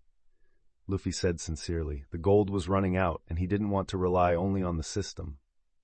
He also used the Navy's money to buy a specific fruit from a user he had killed a while back, so he was in need of money again. "I'll see who will be the user of this fruit after the war. After all, we must strengthen all the kingdoms under my domain." Luffy thought and returned to his crew. "Be prepared for battle, but I don't believe it will be a fight like what happened at Eni's lobby. Far from it." Luffy commented and looked forward again. Soon, the coast of Thriller Bark began to appear as the fog started to dissipate, but the structure that claimed this place was a ship still remained hidden, with these other parts still distant, closed off by the fog. "Is that where the Shichibukai lives?" Nojiko asked. Even seeing just that part, it was obvious that the island was sinister with a horror theme, with old and macabre trees. "What place is this? Is this an island?" Alvida asked. "No, it's a ship," Luffy replied calmly and looked at his group. "Get ready, because we're going to see zombies, strange creatures, ghosts, everything in this place," he commented, as Nami clung to Vivi, looking at him with frightened eyes. "How can you say such things?" They screamed, frightened. Luffy didn't care and started to prepare. The ship found a kind of wooden deck on the side, like a kind of harbor. Frankie ended up steering the ship there, stopping at the deck. With the bow falling into place, they were getting ready to disembark. "Luffy, I want to stay on the ship!" Chopper cried. "Sorry, Chopper, but I won't leave the ship here alone. These waters are treacherous. I plan to take the ship in my pocket," Luffy commented, but having to take out other ships from his pocket, after all, he couldn't shrink them more than they were. At this moment, Brook opened the kitchen door, still crying. It seemed they had talked a lot. They approached while Laboon was still clinging to him. "Laboon told me about you and your adventures. Thank you," he said sincerely, looking at everyone still with tears in his skull bones. "I see you're getting along," Nojiko spoke to him with a smile. "Yes, we never forgot each other. Laboon will always be my friend. It's good to see him after so many years. Maybe he's the only one who survived of all the people I've known." Brook spoke with a melancholic tone. He was going to speak again, but for the first time he took his attention off the crew in front of him and looked towards where they were, Thriller Bark. "Are we here?" he yelled, scared, even leaving Laboon confused. He was afraid of this place. After all, the people here were so strong that they even stole his shadow, and he could do nothing about it. On an impulse of instinct, he simply acted scared and irrationally. "We have to run," he shouted, leaving Laboon aside and jumping into the water, starting to run on the sea due to his lightness from being just bones, while moving away from the coast and the ship. Everyone was puzzled. Even Laboon made a confused sound. Luffy, from a distance, sighed. How can he run away like that after finding his friend? And looked at Choo-Choo. "Can you catch him and bring him back?" he asked. Choo-Choo, hearing that, had a sparkle in his eyes. After all, in his opinion, those were succulent bones. "Woof woof!" he barked positively. Then he jumped on the edge of the ship, not falling into the water, but soaring into the air as he used Geppo with his paws, going after the fleeing skeleton. "How can he run away like that?" Kuina complained. "Let it be. Choo-Choo will bring him back," Zoro commented, returning his gaze to the island they were on, hoping to find something interesting. "Now let's enter the island," Luffy said as they began to disembark. Laboon, despite looking a bit dazed at where Brook and Choo-Choo disappeared, followed his captain. Luffy waited for everyone to get off the ship, then touched it and shrank it to the point of putting it in a box along with his other ships.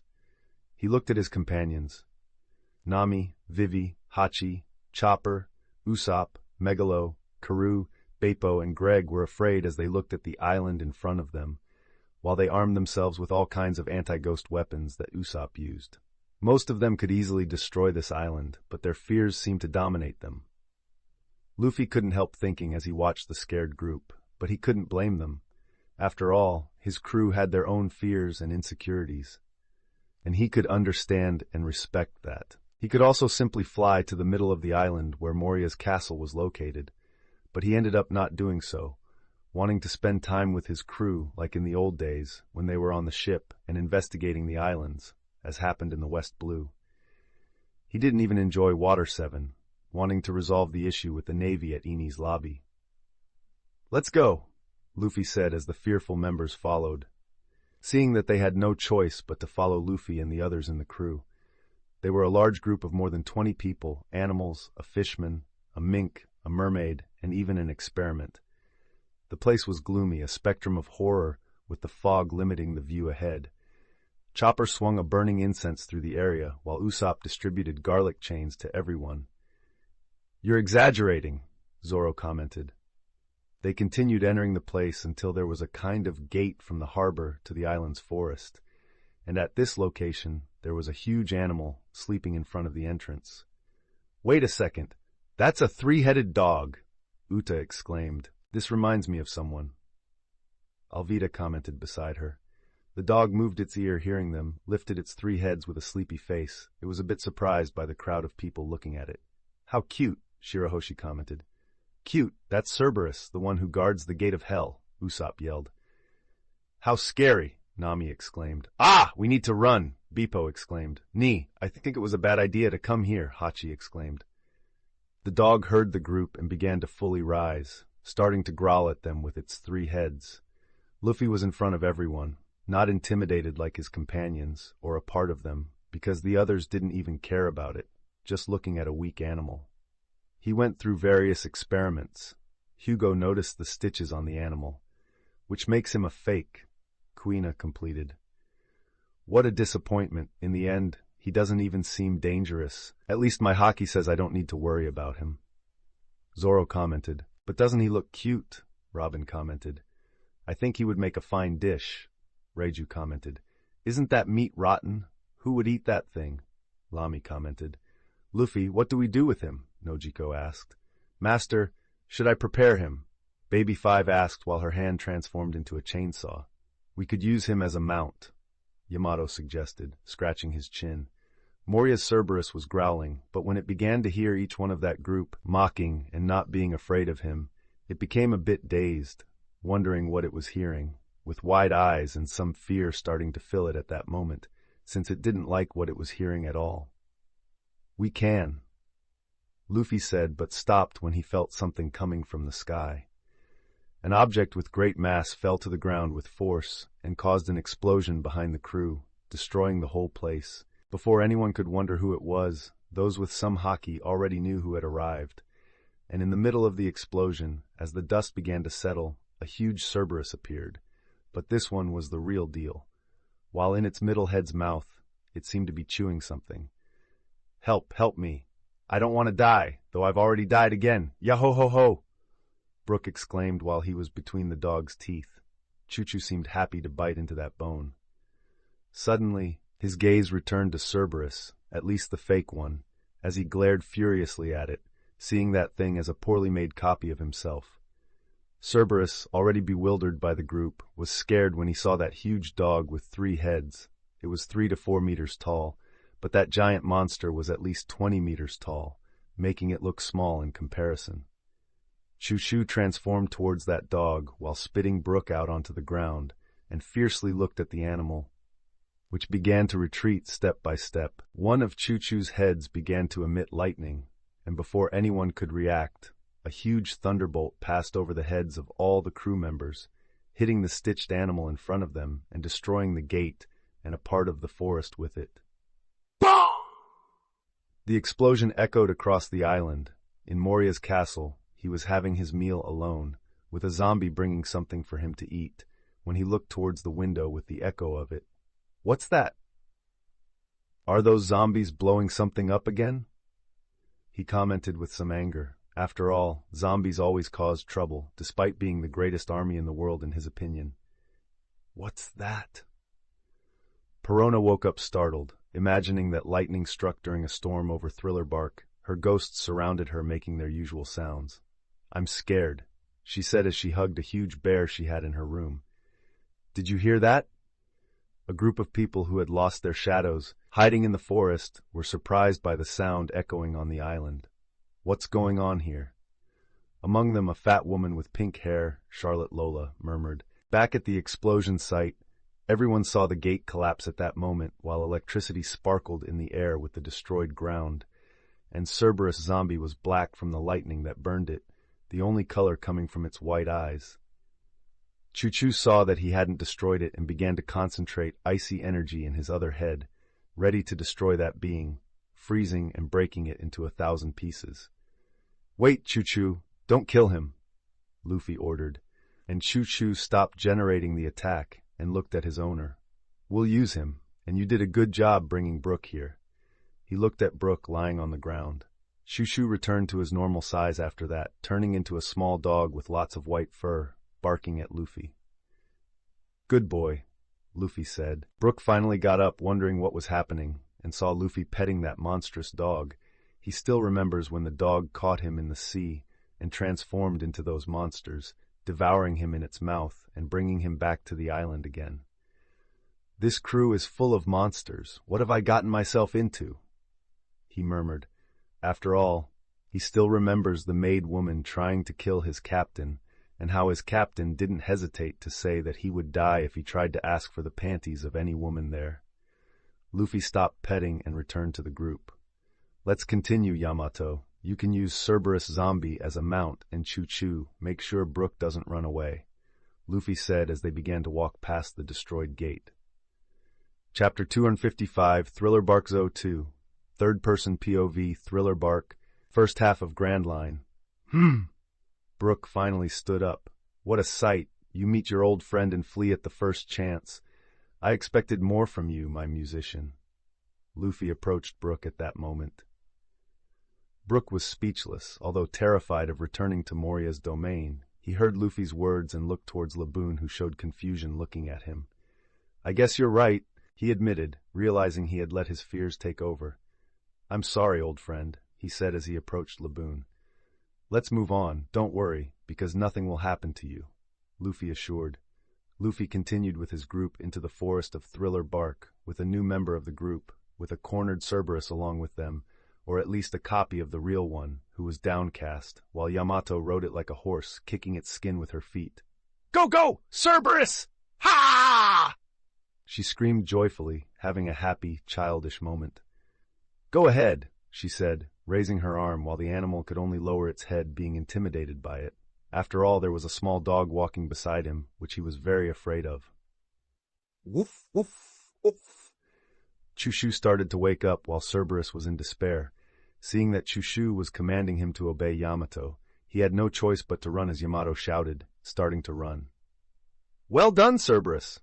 Yamato laughed with that, moving forward. Robin was sitting with Uta also on the back of the animal, while the girl sang to dispel the fear of the place.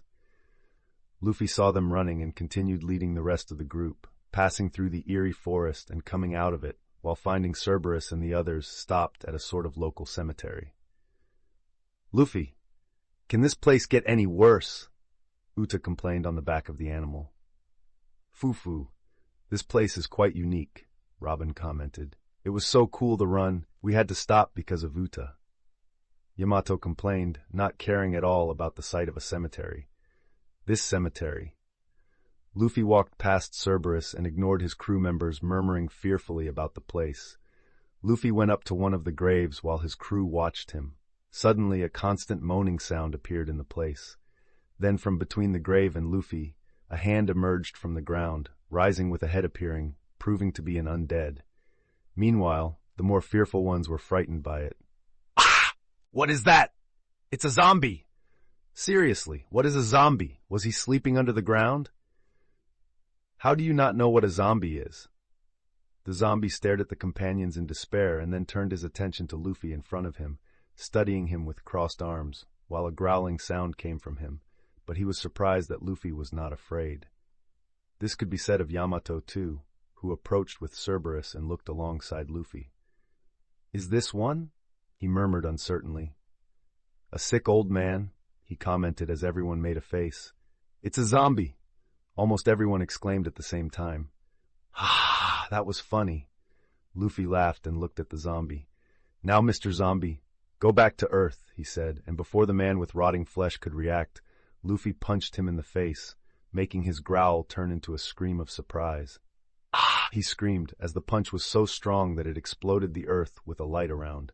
Bum! The ground beneath that poor soul exploded with such force that all the terrain around began to crack and explode, devastating the entire cemetery, while the sound exploded once more throughout Moria's ship island.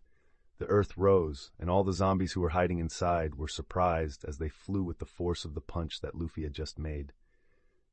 "Ah! Who woke me up like this? Help! I'm flying! I don't know how to fly!"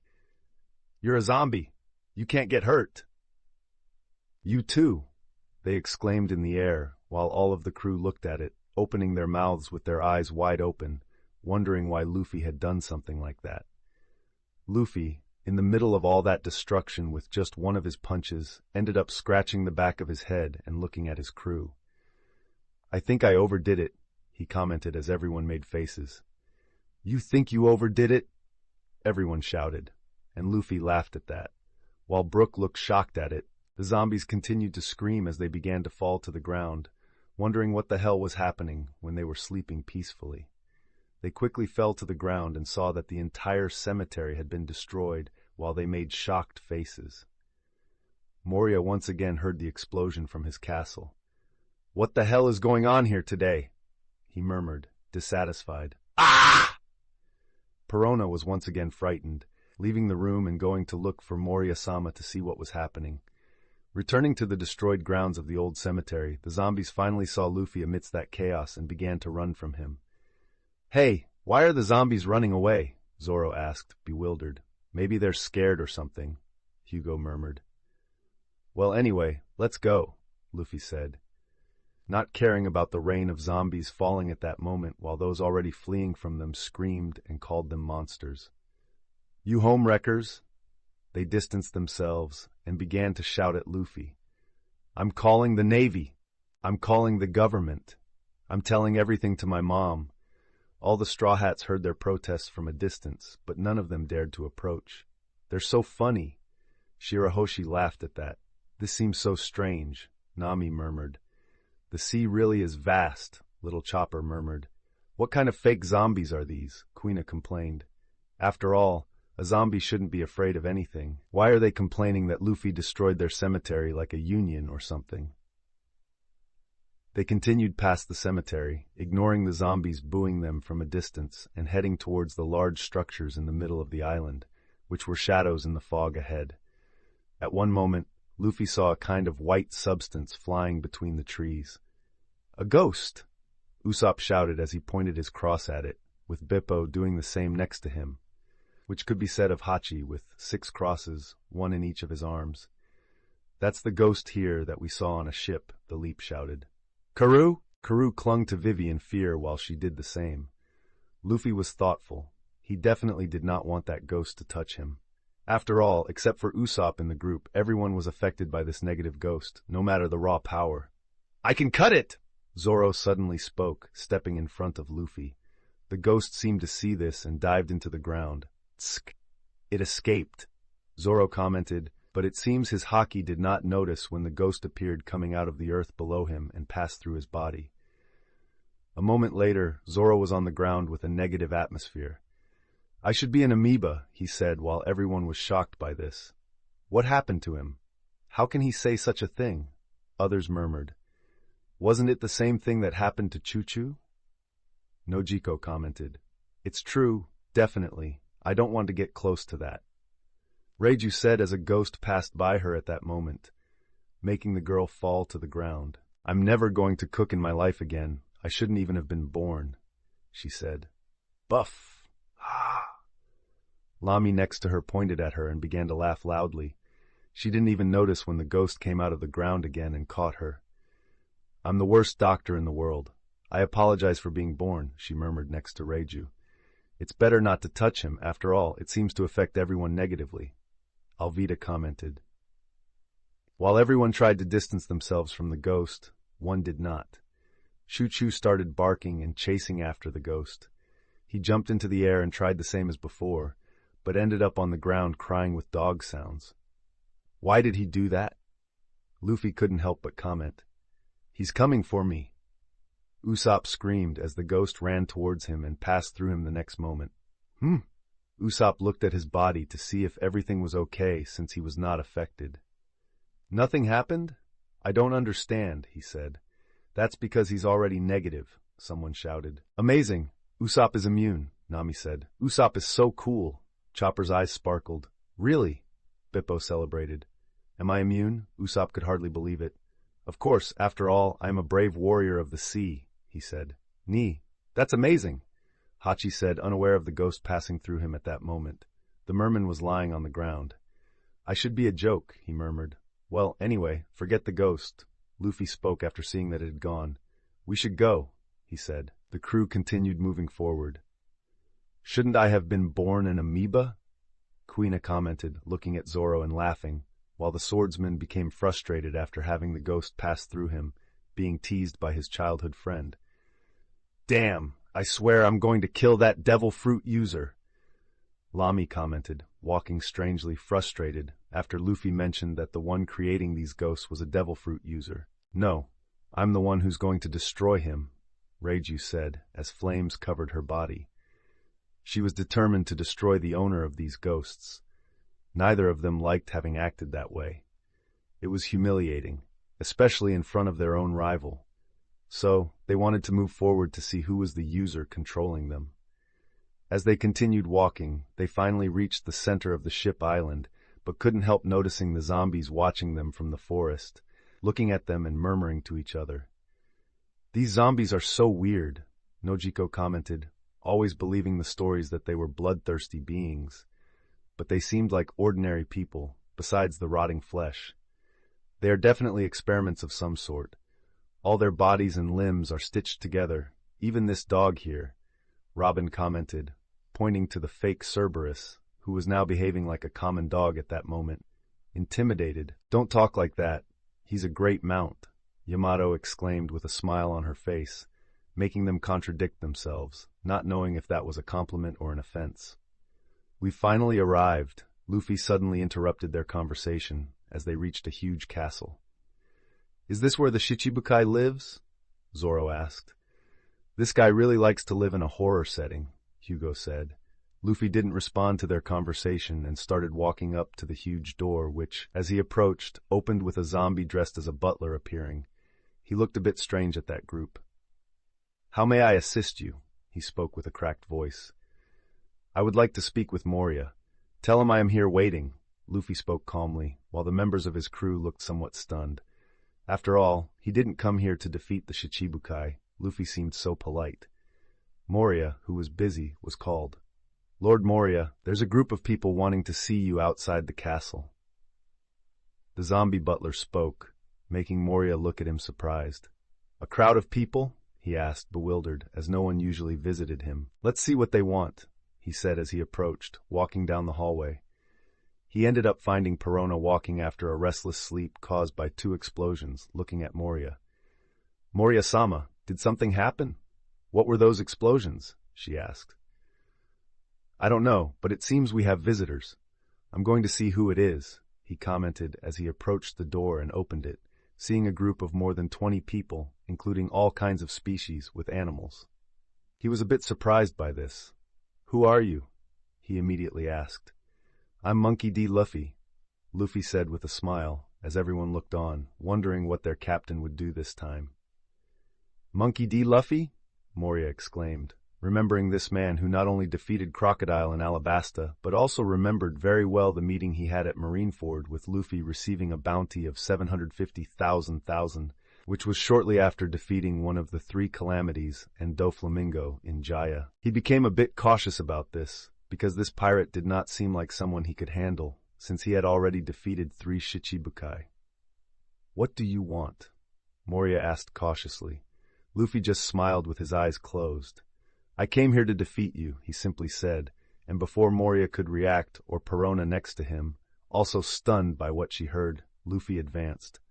A moment later he hit Moria with a punch right in his face, making the Shichibukai fly back against his castle.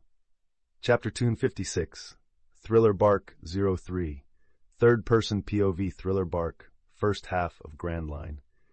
Thriller Bark was returning to normal after some mysterious explosions occurred, but once again the explosive sound echoed through the air. It was now happening at the castle as it began to tremble and crack while dust rose from its base. The sound was heard by everyone as destruction unfolded with everything there breaking. Perona, standing nearby, looked on with a shocked and frightened face as she trembled. Moria-sama was sent flying like a rocket by that guy. She was still trying to process what was happening with this man attacking him without warning. Luffy usually wouldn't fight this way without warning, but he was there to defeat the man, so there was no reason for talk or waiting. Meanwhile, the crew looked on in shock, their mouths and eyes wide open. "That was super weird and unexpected," Frank commented. Brook, standing next to him, had his mouth open wider than usual. "Well, did you expect anything different from our captain?" Hugo commented, as if it were the most obvious thing in the world. "Luffy always acts unexpectedly," Reiju remarked. Several walls of the castle had broken, and on the ground at the end of them, Moria lay fallen, his face an expression of gritted teeth with blood running down his face, slowly rising with so much anger that his initial fear of Luffy had disappeared, wanting to kill this man who dared to attack him in his castle like this. "Moria-sama!" Perona shouted worriedly and looked at Luffy cautiously. Luffy turned his gaze, while she trembled with his eyes on her. "Sorry, little girl, but we're on the wrong side," Luffy said, and she saw that he was about to attack. She then prepared her ghosts despite the fear. Luffy would have let her fight Usopp initially, but he didn't want to hurt her. He simply appeared behind her without her noticing and tapped on her neck, making her faint and caught her before she fell. He picked her up by the clothes and threw her to a slightly surprised Shirahoshi. "Take care of her, Shira," he said, and turned his attention to his crew. "If anyone tries to attack, fight," he concluded, and disappeared the next moment. He moved at high speed, advancing against Shichibukai, who began to rise with so much anger that his shadows started to move beneath his feet. And before he could act, Luffy was already in front of him. "You're slow," Luffy commented, as Moria barely had time to respond, feeling a kick from Luffy, flying even further, destroying another part of the castle. As the walls exploded, Moria felt increasingly hurt. "This bastard," he muttered. "I won't forgive this way," he exclaimed, as his body on the ground transformed into bats, and quickly several bats joined together and formed Moria again, standing, looking towards where Luffy was with anger. Luffy looked at that a bit more satisfied, feeling at least that the man wouldn't just be beaten without a fight. Then his hand began to catch fire. "Let's see if you can take this," Luffy commented, as he leaned back with the flames growing on his arm, until he punched forward, launching a storm of flames. The explosion continued advancing in purple flames, exploding on all the walls that were not affected by the wider reach going up to Moria, who looked stunned at it. It didn't take long for one side of the castle to explode completely, while Moria flew out, heading towards the forest, breaking the ground. The explosion echoed as the zombies in the forest looked stunned at it, illuminating the central part of the ship, wondering what was happening. Hey, what's going on? Is that group of people causing chaos again?" A zombie asked, dissatisfied. "Damn, I lost my house." Another complained with his tombstone. "Just you, we're all homeless, we should talk to Moria." Another complained with the destroyed cemetery. "How can they do this?" Another spoke, crying. Some approached the chaos and waited for the dust to settle, becoming frightened. "Hey, isn't that Moria?" One of them pointed. The dust settled, showing Moria a bit burned at the end of all that explosion. "Is that really Moria? How strange, what's happening here?" A zombie put his hand on his chin. "Why is he all beaten up? Who did this?" Another zombie asked, bewildered. Meanwhile, Moria opened his eyes with difficulty, nearly cracking his teeth from clenching them in anger. "That damned pirate! He will pay for everything!" Moria shouted angrily, his voice echoing across the entire island, scaring all the nearby zombies. "Run! Moria is furious!" one of them shouted. "We have to flee," another said. The crew just watched, unable to react, but some were disappointed. After all, Luffy was destroying that Shichibukai so easily. "Man, this guy really is weak," Yamato commented thoughtfully. "It's true, even Nami could handle him today," another commented, as his sister made a face. "What do you mean by that?"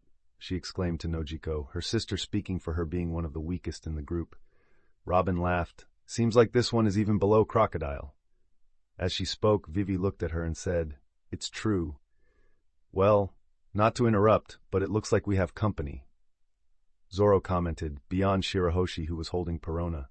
Some sensed, through their haki, a presence at the site, which was Absalom, using his Akuma no Mi of invisibility. "Somebody there, who?" Chopper asked, bewildered. "Right here, look!" Usopp spoke as he took his slingshot and aimed at a corner of the castle. Absalom was frightened by that. After all, he had never been caught off guard like this, wanting to rescue Perona from the hands of these pirates. But without warning, Usopp made his slingshot glow and fired a laser shot. Immediately, the area exploded into a ball of light, disintegrating the ground, while from the smoke, a man burned by Usopp's light power fell to the ground unconscious. Usopp hadn't killed him, but certainly had put him out of action for a long time. "Got him," Usopp said, adjusting his nose proudly. "Hey, didn't you go overboard?" Brook yelled, more scared of this crew than anything else. With each moment, these pirates were becoming weirder, revealing themselves as all kinds of monsters. "What's going on here?" The doctor who worked for Moria was in his laboratory working on Oz when he felt all the explosions, and quickly came to see what was happening while finding the castle partially destroyed. He saw from an opening on the upper floors the group destroying Absalom, and with Perona with that mermaid, unconscious. He swallowed hard and took a few steps back, seeing that even Moria was having a hard time from a distance.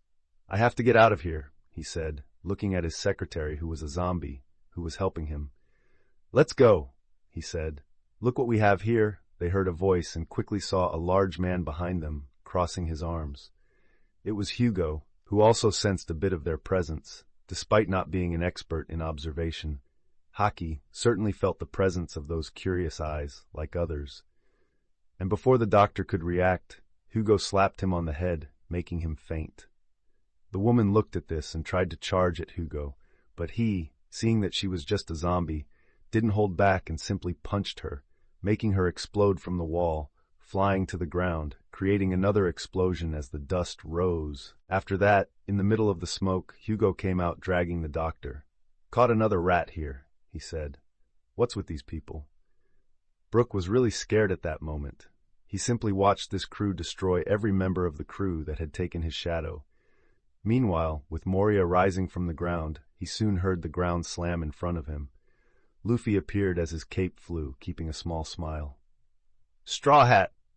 He spoke slowly with anger at this man who appeared and began to assault him. "You will pay for this," he shouted for the third time this promise, launching bats at Luffy, who just stood still, feeling the blows and mocked Moria. "Man, I don't even need to use my transformation to deal with your attacks. Honestly, I hope you get stronger than this, otherwise you'll be destroyed," Luffy just commented. And before Moria could react, Luffy appeared above him, taking out his pistol and beginning to shoot a stream of flames downwards. Moria quickly tried to escape, transforming into his bat form and flying away as explosions began to occur in the holes. The explosions were so large that the zombies fleeing the area were hit while running. They screamed in fright as the flames began to burn the forest.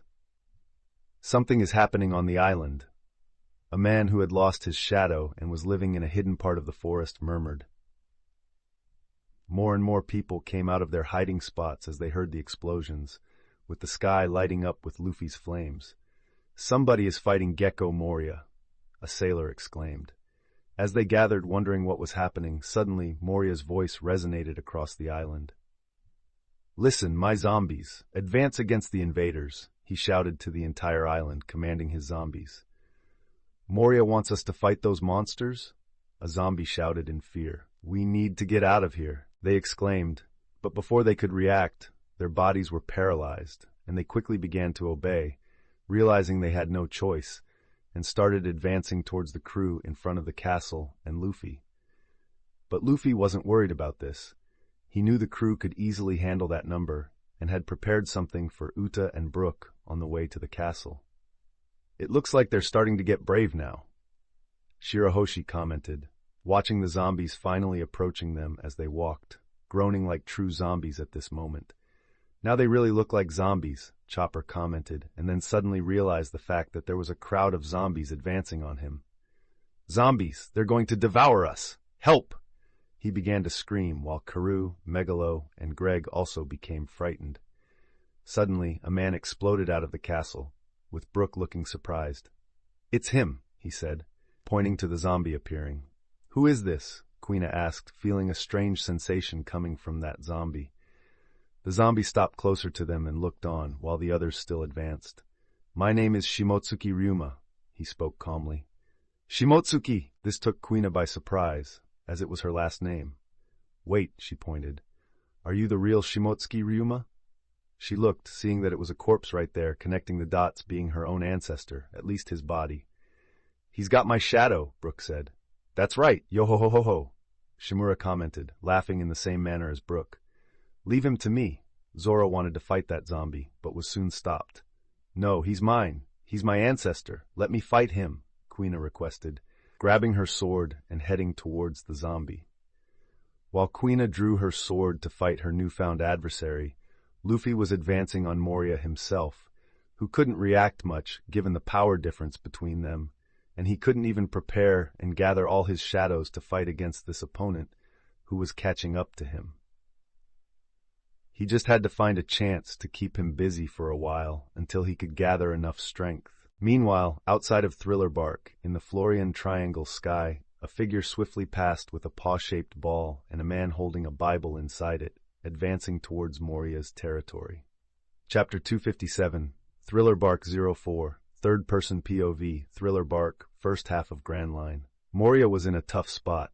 As he saw Luffy approaching at high speed in the air, he clenched his teeth and tried to attack. However, it was far too uneven a fight. Luffy was quicker, moving his fist towards Moria's face. This time, Moria managed to escape at the last moment as he transformed into a bat. He looked to the side and saw several little bats trying to escape.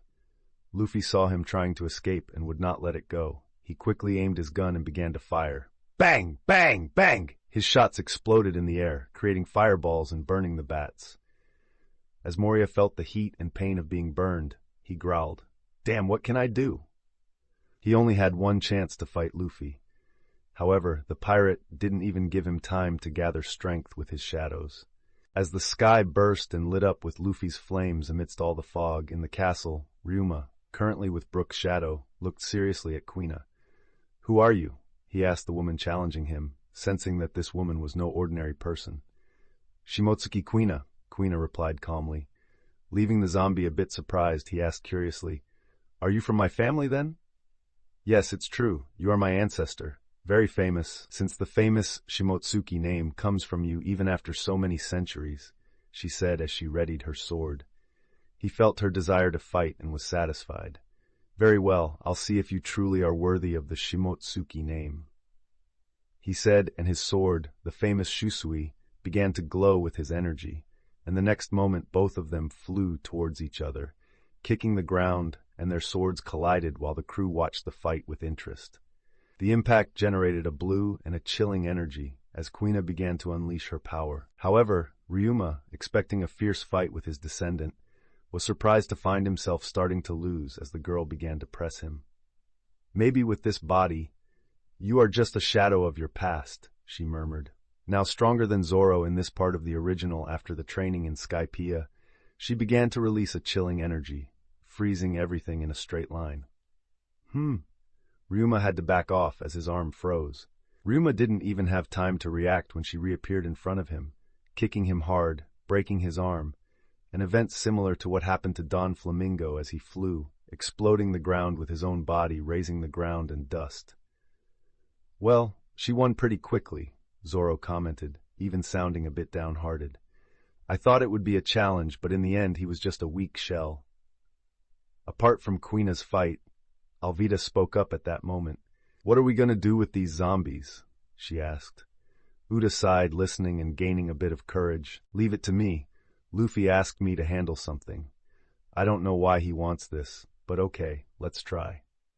Brook, get your bass, she said, tossing the instrument for him to play. All right. Brook was surprised with Quina defeating easily, the host of his shadow, when he took the bass, but he couldn't help thinking that he shouldn't be surprised. This crew is full of monsters. He took the instrument and prepared to play at that moment. Meanwhile, in the sky, Moria was flying backwards, blood dripping. He looked back and saw the pirate pursuing him using Geppo. Won't you leave me alone? He growled. Come on, Moria. If that's all you can do, I'm disappointed, Luffy said with a smile. A frustrated Moria with some injuries stopped in the air and stared at Luffy, still frustrated. What do you want? Moria could not help but ask, finally seeing that he was being cornered against this pirate. We are pirates, Moria. You might work for the government, but the world still works this way. Don't worry. I have no interest in killing you, especially since you haven't done anything to deserve that. However, I do want to take your wealth and stuff. How about you surrender while I take all your money? What do you say? Luffy commented, but he knew nothing like that would happen. He was just provoking the Shichibukai. Do you think I'm going to give you my things? Morin growled, and Luffy just shrugged. Hearing this, he charged at Moria again. After all, pirates communicate with fists. As Moria took another punch, feeling the impact, flying backward with more blood trickling from his nose, music started playing in the middle of the island. What's that? Moria, still in the air, looked after gathering with several bats and materializing. He looked towards the castle, at the entrance, and saw a crowd of zombies doing something strange. They are dancing? He exclaimed, frowning, as he had commanded them to obey him. Why would they be dancing when they had an order? He repeated the question, dazed. Since he was the owner of the Kage no Mi, no one should be able to disobey him. It wasn't just a female voice. There was a melody with bass and beats echoing across the entire island. Ha! Looks like it worked, Luffy said with a small laugh, looking at the group of dancing zombies. He had played Michael Jackson's Thriller. Writing the lyrics and melody with rhythm, he imagined something like this might happen, but was surprised, and Uta was singing well, giving him a nostalgic feeling from a past life. The Straw Hats were shocked by what they were seeing. The zombies, who were looking at them, ready to devour, began to dance and perform synchronized steps in a style of dance they had never seen before. Uta sang while Brook played the bass and a type of drum that beat with the feet to back the music. Uta sang the chorus while the zombies moved from side to side, raising their hands and dancing. How fun! Shirahoshi clapped her hands, watching the show with a certain charm in her eyes. And it certainly is unbelievable, Nami couldn't help but comment, stunned. Incredible, Beppo shouted, also excited, forgetting his fear of zombies. Fufu, and it certainly is a sight we don't see every day, Robin commented. Uta continued to sing as the zombies synchronized with their steps. There were 1,000 zombies. This is quite fun. A zombie spoke while dancing. I can't control my body, but it really is fun. Ha, look at my steps. They continued finding it fun as they took their synchronized steps, filling the whole area while they danced. How is this possible? Moria snarled from the sky. However, that was his mistake, taking his eyes off Luffy because the Straw Hat appeared behind him, raising his hand and punching him hard.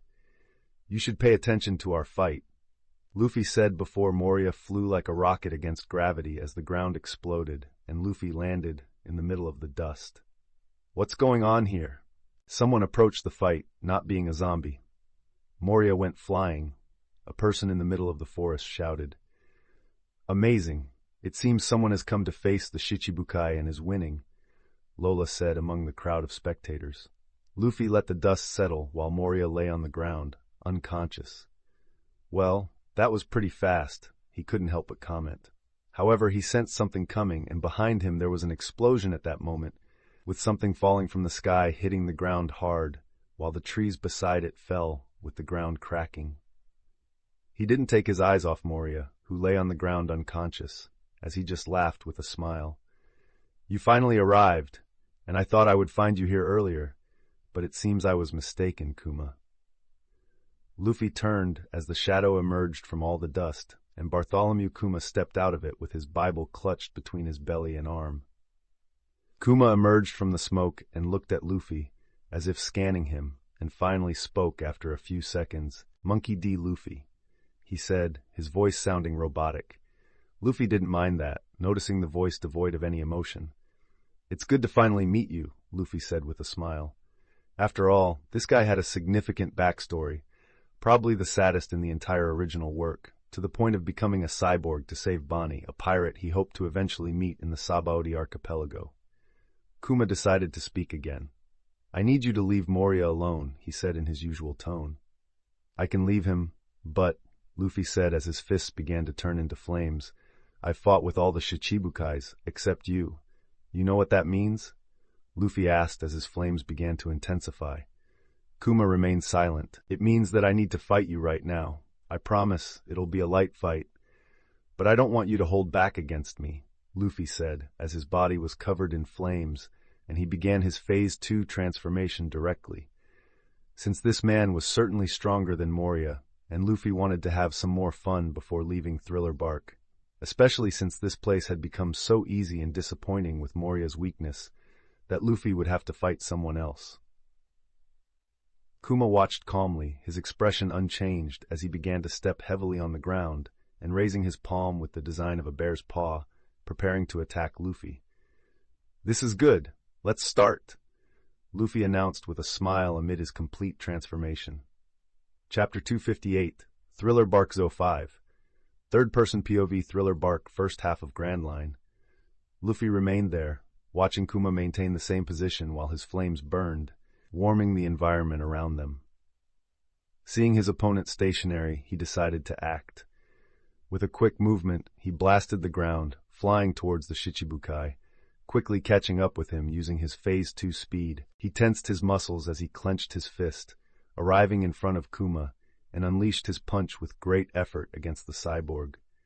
However, Kuma simply raised his hand and Luffy punched his palm with the bear paw. What happened next was a childish sound, as if a child squeezed his rubber ducky, creating that sound. Luffy was stunned as he lost all the impact of his force. We were quite amazed by this Akuma no Mi of Kuma. With his punch being diverted by Kuma's power, the Shichibukai didn't remain idle. And with his other hand, Kuma pointed it open in front of Luffy, and, before the pirate could react, a shock field emerged from the paw, catching Luffy and throwing him back as he flew, lifting trees and ground, going straight for 50 meters until it exploded. Luffy didn't immediately emerge from the middle of that explosion, like Kuma, who had been waiting in the same place. Then, in the midst of all that dust, a glow happened, and flames began firing against the cyborg. Kuma looked at it calmly and raised his hands again, launching also numerous paw-shaped balls, sending them against the flames. The first airball that collided with the fireball created a huge explosion between shock and pressure against the flame explosion. And it was not limited to just that one. Numerous fireballs from Luffy began to collide with Kuma's airballs, creating countless explosions. The island began to have constant explosions echoing throughout, at this moment, while all the people did not stop looking this way at the moment. "This," murmured Usopp, quickly sensing what was happening with his observation haki. "What's happening?"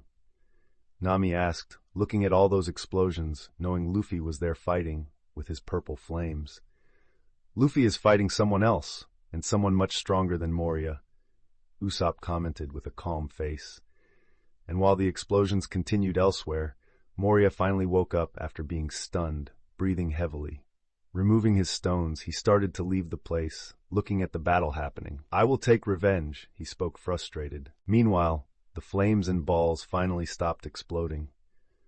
Kuma saw Luffy flying using his wings while preparing his sword emitting red electricity. He pointed it at the Shichibukai and launched a lightning bolt at Kuma without caring about. Moria awakened, perceiving through his haki. The bolt traveled through the space at high speed, yet was stopped as soon as it hit Kuma's palm, accumulating energy to be reflected, while the lightning illuminated the entire sky of Thriller Bark, but not hitting Luffy, because he was no longer in the air.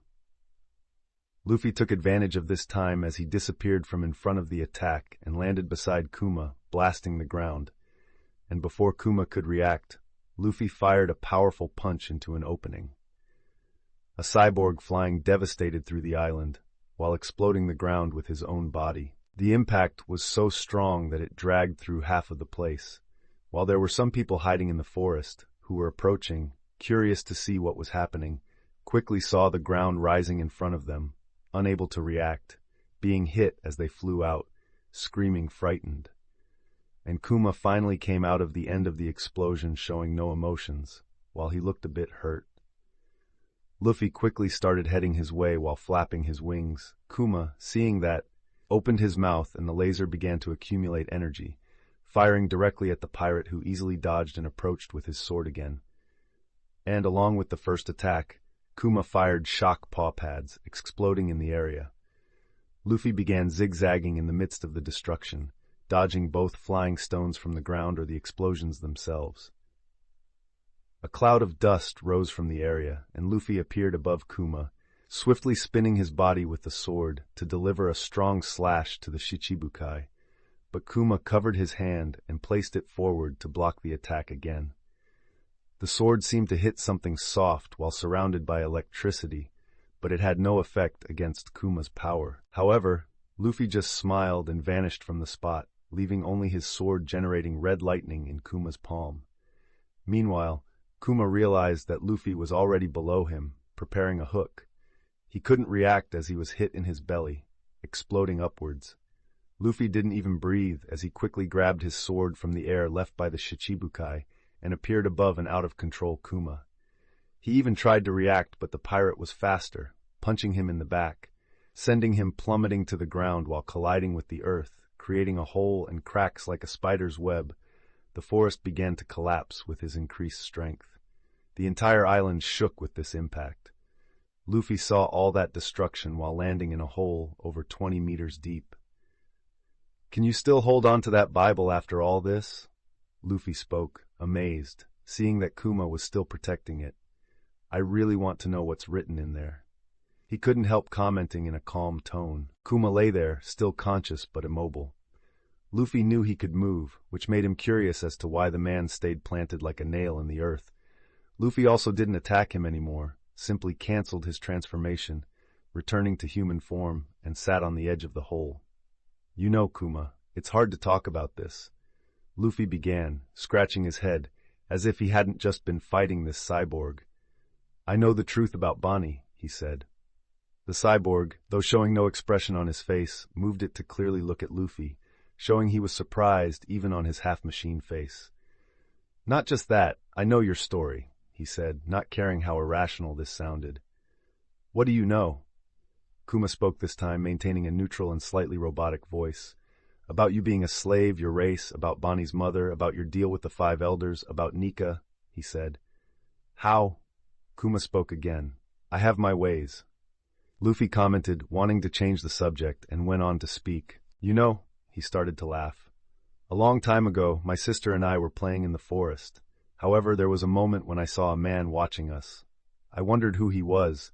We were kids. I even thought he was a big bear," Luffy said with a smile and looked at Kuma. "But it was you. You were watching us, watching Lucy, more specifically." Luffy spoke, knowing that Kuma had really appeared, only that at that time he didn't know him, nor did he know. Kuma stayed silent. "Joy Boy has returned. I know you know this. I must say, Joy Girl, ha ha ha ha. Although she is in the Navy, she won't stay there for long. I'll be taking her out of there." Luffy spoke. After all, Lucy couldn't stay in that organization after the war. "Is it really her?" he said, sounding a rare feeling of disbelief. The coming of Nika was quite surprising, even for a man who always believed that he would return. "You will see it in the future. I can also protect Bonnie," he said. This caught the attention even more of Kuma, who, despite being silent, seemed both surprised by what Luffy had said to him. "Can you protect her?" he asked. "Yes, you can be sure of that. As soon as I find her, I can take care of her." Luffy spoke calmly. Bonnie would be a very welcome addition after the war. "Thank you," was the only thing he said. "All right, Luffy was going to say something, but suddenly a tremor occurred. Turning his attention now to his back and seeing a large shadow emerging in the middle of the island, Luffy raised an eyebrow. It seems he finally decided to act. Luffy murmured internally. He had left Moria on purpose so that he would increase his forces. After all, he wanted to have a Megazord fight. While Uta was making the zombies dance with unique synchronization and steps, they suddenly began to fall one after another. "What's happening?" Uta was surprised by this, and even Brook pointed at their feet. "The shadows, they're leaving their bodies," he exclaimed as they began to move toward the forest, leaving a crowd of inert zombies on the ground. Quina, who had been fighting her ancestor, had just finished the fight at this moment. Her ancestor lay defeated on the ground. "You really are a worthy descendant. Although I am not at my prime to face you with my true strength, still, I am satisfied. But it's a shame. I regret not seeing all your power," he said with satisfaction. Quina just nodded silently, about to pick up the Shisui sword. But just as she was about to grab the sword with Ryuma raising it to her, suddenly, the shadow of the zombie left his body, making him fall like a puppet. Quina looked towards where the shadow was dragged across the ground, heading for the forest, while Moria gathered them all in that place. He was determined to face the fight with Luffy and get his revenge as his shadows were devoured by his body, and he grew larger and larger. Luffy, still sitting, watched the shadow grow and grow until Moria exploded at his peak. "Straw Hat!" he shouted, stomping on the ground, and the entire island trembled with a part of it rising. All the fog had disappeared, while all of Thriller Bark was shown as it really was, with a large candle in the center indicating it was a ship all along. Luffy turned back to Kuma, still buried in the ground and lying down. "Man, I'm going to deal with that guy over there, then we'll talk more, okay?" he said. Kuma remained silent. His mission was to prevent Luffy from killing Moria, but he saw him stand up and do nothing. Luffy began to walk towards the giant. "Run! Moria is going to kill everyone." People began to emerge from the forest, running to the opposite side where Luffy was heading. A crazed Moria looked at Luffy, who was still in human form, yet flames began to emerge from him, starting to burn, with his cloak fluttering and becoming more violent by the moment. Then from Luffy exploded a pillar of fire, which shone in the middle of the ship and flew towards the sky, illuminating the darkness of Thriller Bark. And when he had finished burning, a creature of fire still kept the place lit with its rocky flames, stepping on the ground while cracking it, equal in size to Moria. Ifrit looked at Moria, who was gritting his teeth at that moment, with fierce eyes, and then growled. Now the battle would be between giants. Chapter 259, Thriller Bark 06. Third-person POV Thriller Bark, first half of Grand Line. Moria stared at Luffy, now transformed, and clenched his teeth as he prepared to launch an attack. He charged forward and readied to punch while his feet destroyed the ground, moving towards Luffy. Ifrit did the same. With a backward movement while strengthening his muscles, he quickly collided with Moria's fist, creating a huge impact across the island as soon as the two connected. The sight of the two giants in the middle of the island fighting terrified everyone who had not seen a fight at this level. With the two colossi hitting each other, everything began to shake. The people in the forest, increasingly desperate, began to scream as they ran towards the opposite side of that chaos. "We must flee from here. What kind of fight is this?" one of them shouted. "Could one of them marry me?" Lola asked, looking at the giants. "What kind of question is that?" All the men around him shouted at that moment, making faces. As they screamed in fear and ran, trying to get away, reaching the far opposite end of Moria's ship, the crew watched the fight, standing firm, yet trembling. The castle began to crumble behind them as some ran in fear. "Everything is going to collapse," Chopper shouted, circling around. "This is not super cool," Frankie exclaimed. "We have to get out of here," Brook exclaimed, trying to find a place to run. "Hey, where are you going?" Zoro spoke to him. As Brook tried to get away, he felt his bones being bitten. At that moment, Choo-Choo was clinging to him again, growling for him to come back. Brook was startled, and before he could react, already growing, while not removing the teeth from his bones, he was lifted into the air and spat back to the group, as Choo-Choo returned to normal size, sitting there and barking. "My mount!" Yamato complained, almost crying with the false Cerberus fallen on the ground, having lost its shadow and now turned into an inert body. "I'll finish him," Yamato complained again, grimacing as he drew his weapon to avenge his mount. Wait, Yamato. Luffy wouldn't like you getting involved in his fight, Nojiko commented. I guess you're right, Yamato admitted, falling silent again, scratching his head. Meanwhile, in the fight between Luffy and Moria, both seemed evenly matched as they dragged 50 meters to the opposite side across the terrain. Moria did not speak but just growled and once again charged at Luffy, trying to hit him. Luffy raised his forearm, defending from the attack and stopping it while he felt the impact and was dragged by the impact while lifting the ground with his feet for a few hundred meters. Moria did not give Luffy an easy time and advanced trying to hit him with another arm while creating a wind with the force of his giant fist. Ifrit then dodged by moving his head back. While Moria hit nothing, Luffy was below him, preparing an uppercut and sending it with force upwards, hitting Moria's face with a powerful impact. The sound echoed throughout the ship, and with flames from his fist, Moria fell backwards, exploding trees as he rolled. The whole space was lifting up. The smoke line continued to rise while creating a line to the castle of the place without stopping, which soon the people below realized. Hey! He's not coming this way, Nami shouted, stunned, as she saw that explosion coming towards them, consuming everything in its path. You could well get us out of here, Reiju commented next to Lami, who nodded. She raised her hand and created her space with the Opi Op no Mi, creating a large space spanning hundreds of meters. All the crew members disappeared, all but one person. Reiju threw her cigarette away and looked at that monster, going in its direction. That wretch! I swear I'm going to kill that girl, she growled before flying away, not wanting to dirty her clothes. Moria exploded his own castle with his immense body, while rising enraged. This bastard! He shouted, as he looked down and saw an open chamber from the demolition. He grabbed the body of Oz, which was still without shadows, and threw it at Luffy. Luffy saw that and gathered fire in his mouth before launching a beam towards Oz, who exploded, disintegrating entirely the next moment. My strongest soldier! Moria couldn't help but regret doing that as Oz disappeared from the world. Moria, I doubt you will continue this way, Luffy murmured, looking at Moria with his spasms of rage. Suddenly, he felt something in his stomach. His shadows were starting to escape through his mouth, and Luffy took advantage of this moment and shot above him. And before Moria could react, he had already grabbed him by the arm and threw him with such force backwards, making him explode on the ground. And it didn't stop there.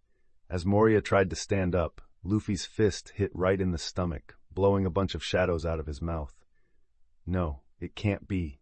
I can't be losing, he said. But his current form was one he could not sustain for long. He launched several shadows in all directions trying to catch Luffy, who moved back a bit but threw a fireball at Moria, making his body explode. From the explosion, Moria emerged burned charging at Luffy, who hit him this time without Luffy doing anything. However, what was hit was Luffy's knee. How strange! I swear I aimed at your head. Moria couldn't help but comment, dazed. Haven't you realized yet? Luffy spoke with a much larger voice than before, and Moria finally looked shocked as he looked up. After all, Luffy had changed his form. What is this size? Brook pointed out, frightened. He increased his size 8-fold. He can do that, Robin commented, looking admiringly at Luffy. What size is this? Chopper asked admiringly, with stars in his eyes. This must be the size of Laboon, Vivi said. What? Laboon is 400 meters, Usopp screamed. Luffy in his transformation is 50 meters. 8 times 50 is 400. Beppo commented. What monsters? Luffy has become this. Uta exclaimed, not having seen something so big. Wolf wolfed. As they were in awe, Moria looked furrowed, even having consumed 1,000 shadows and lost some of them. What was he compared to this giant? He only reached his knee.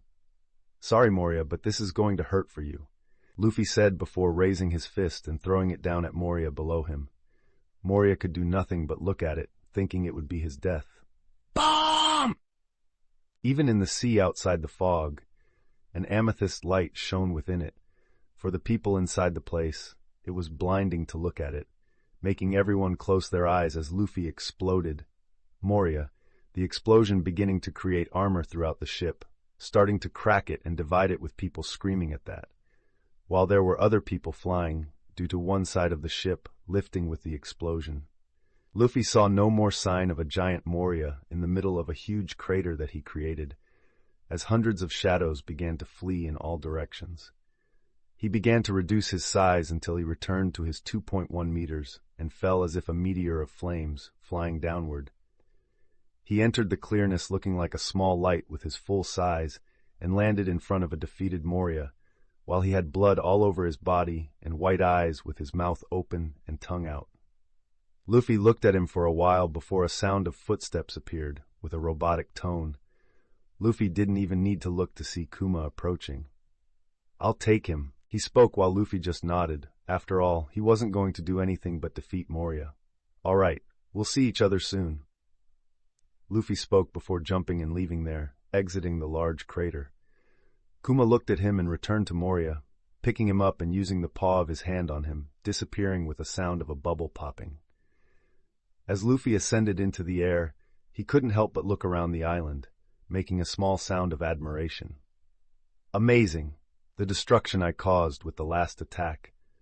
Well, it happens," he simply said and moved on to where his companions were, sensing them through his observation haki.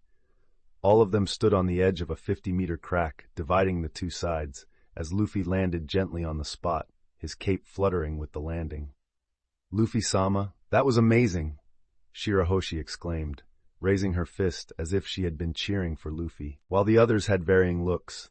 Some seemed dissatisfied with the destruction created by the captain, like Brook there trembling and Frankie frowning, others with a common expression and others admiring, but all remained with their own thoughts about it.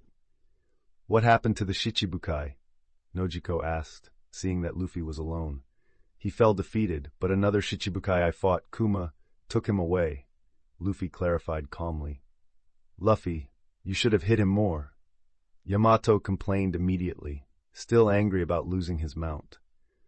"Well, anyway, I see that you handled things well while I was fighting," he commented with his arms crossed and an arrogant smile, seeing Kuina had Shusui in her hands, making him wonder if she would exchange her current sword for this one. And there was Perona in Shirahoshi's arms, still unconscious. He approached the ghost girl and slapped her on the head, making the girl open her eyes slowly and dazedly. "How strange, I had a weird dream where a pirate group attacked us," she murmured, rubbing her eyes as she tried to look better, blinking her eyes, and Luffy appeared in front of her, looking at her with a small smile. "Hello, girl," he greeted her. The girl was startled, jumping out of Shirahoshi's arm and flying. "Help!" she screamed. "Moria-sama, save me!" she cried, not knowing that her former captain wasn't even here anymore, but she couldn't escape for long. After all, Luffy grabbed her by the clothes. "Wait a moment. Let's talk first," he said. He placed her back in the middle of the turmoil, while the girl looked scared, and even her ghosts showed scared expressions, mimicking their mistress. "I won't hurt you, but I'm pretty sure you know where the treasures of this island are," he spoke, since originally she took the treasures and was going to flee the place, so surely she knew where the safe was. However, it would be hard to find the safe with the mansion now demolished. Even without her, this was not a problem for him. He just wanted to interact with this girl before placing her in his fleet, as her ability was quite powerful if well trained. "Why would I do that?" she exclaimed, screaming like an indignant little girl, still frightened.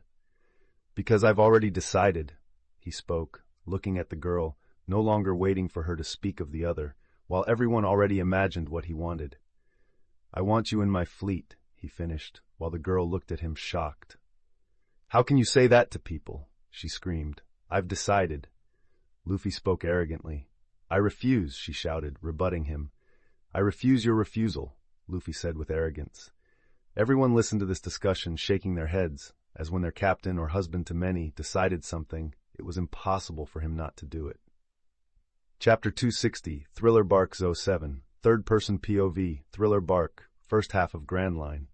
Luffy returned to the castle, or what was left of it, rummaging through the debris until he found the safe using his haki. "Well, that wasn't hard," he commented upon locating it. His gaze shifted back to his crew, who were accompanied, but specifically to one person who could handle this mess. "Hey, Hugo, can you clear this path for us?" he asked. "Yes, Captain." Hugo responded, placing his hand on the ground as the area immediately began to open up, creating a staircase downwards, using his earth power. "Let's go!" Luffy exclaimed as the path to the gold was cleared, and before he could move, Nami was so quick that even Luffy couldn't react as she entered the room filled with Moria's gold. The place was still intact even after all the explosion that had occurred. Luffy approached with the others and saw Nami jump onto the gold, screaming, "Gold! It's all mine!" She exclaimed, her eyes seeing dollar signs. "She never changes," Nojiko commented from behind, while Luffy just smiled. He saw this and realized that he could reward his crew. "Well, take whatever you want," he announced. He hadn't given anything to the crew for a long time. Some accepted, while others didn't care much for the gold. Those members who accepted quickly started picking what they were interested in. Luffy looked at the girl with crossed arms, floating with her ghosts. "Don't you want the gold? You can take it," he suggested. "Why are you giving this to me?" she asked, a bit surprised, although at this moment considered stolen. After all, this gold belonged to her crew, or former crew, she still didn't know. "Maybe you're part of my fleet now, so it's my duty to take care of you," he said with no malice, just stating the truth. However, Perona seemed to misunderstand as she blushed, yelling at him. "Don't say that kind of thing out of the blue," she exclaimed in embarrassment. Luffy scratched his nose, looking like Garp. "All right, goodbye." He turned back to focus on the crew as he left Perona aside, and the girl seemed to become even more infuriated. "You can't leave a woman like that after saying those things," she shouted. Luffy didn't seem to care, as he watched his crew enjoying themselves in that vault. Chopper had filled himself with gold looking like a rapper. Usopp also looked like another gangster. Uda had also put on various gold necklaces, rings, and bracelets. "Hey, Luffy, look at me. Look, am I pretty?" She approached Luffy, making a seductive face. "You look beautiful," Luffy said, and without anyone seeing, he slapped her buttocks, making the girl jump, looking at him and at his hand for a moment before she said in a tone, "Don't do that here." She went back to the group here. "If Shanks saw me doing this, he'd probably kill me," Luffy murmured, yet also not stopping from watching that beautiful ass going back to get more gold, wanting to have fun with her tonight. Luffy made a mental note about it.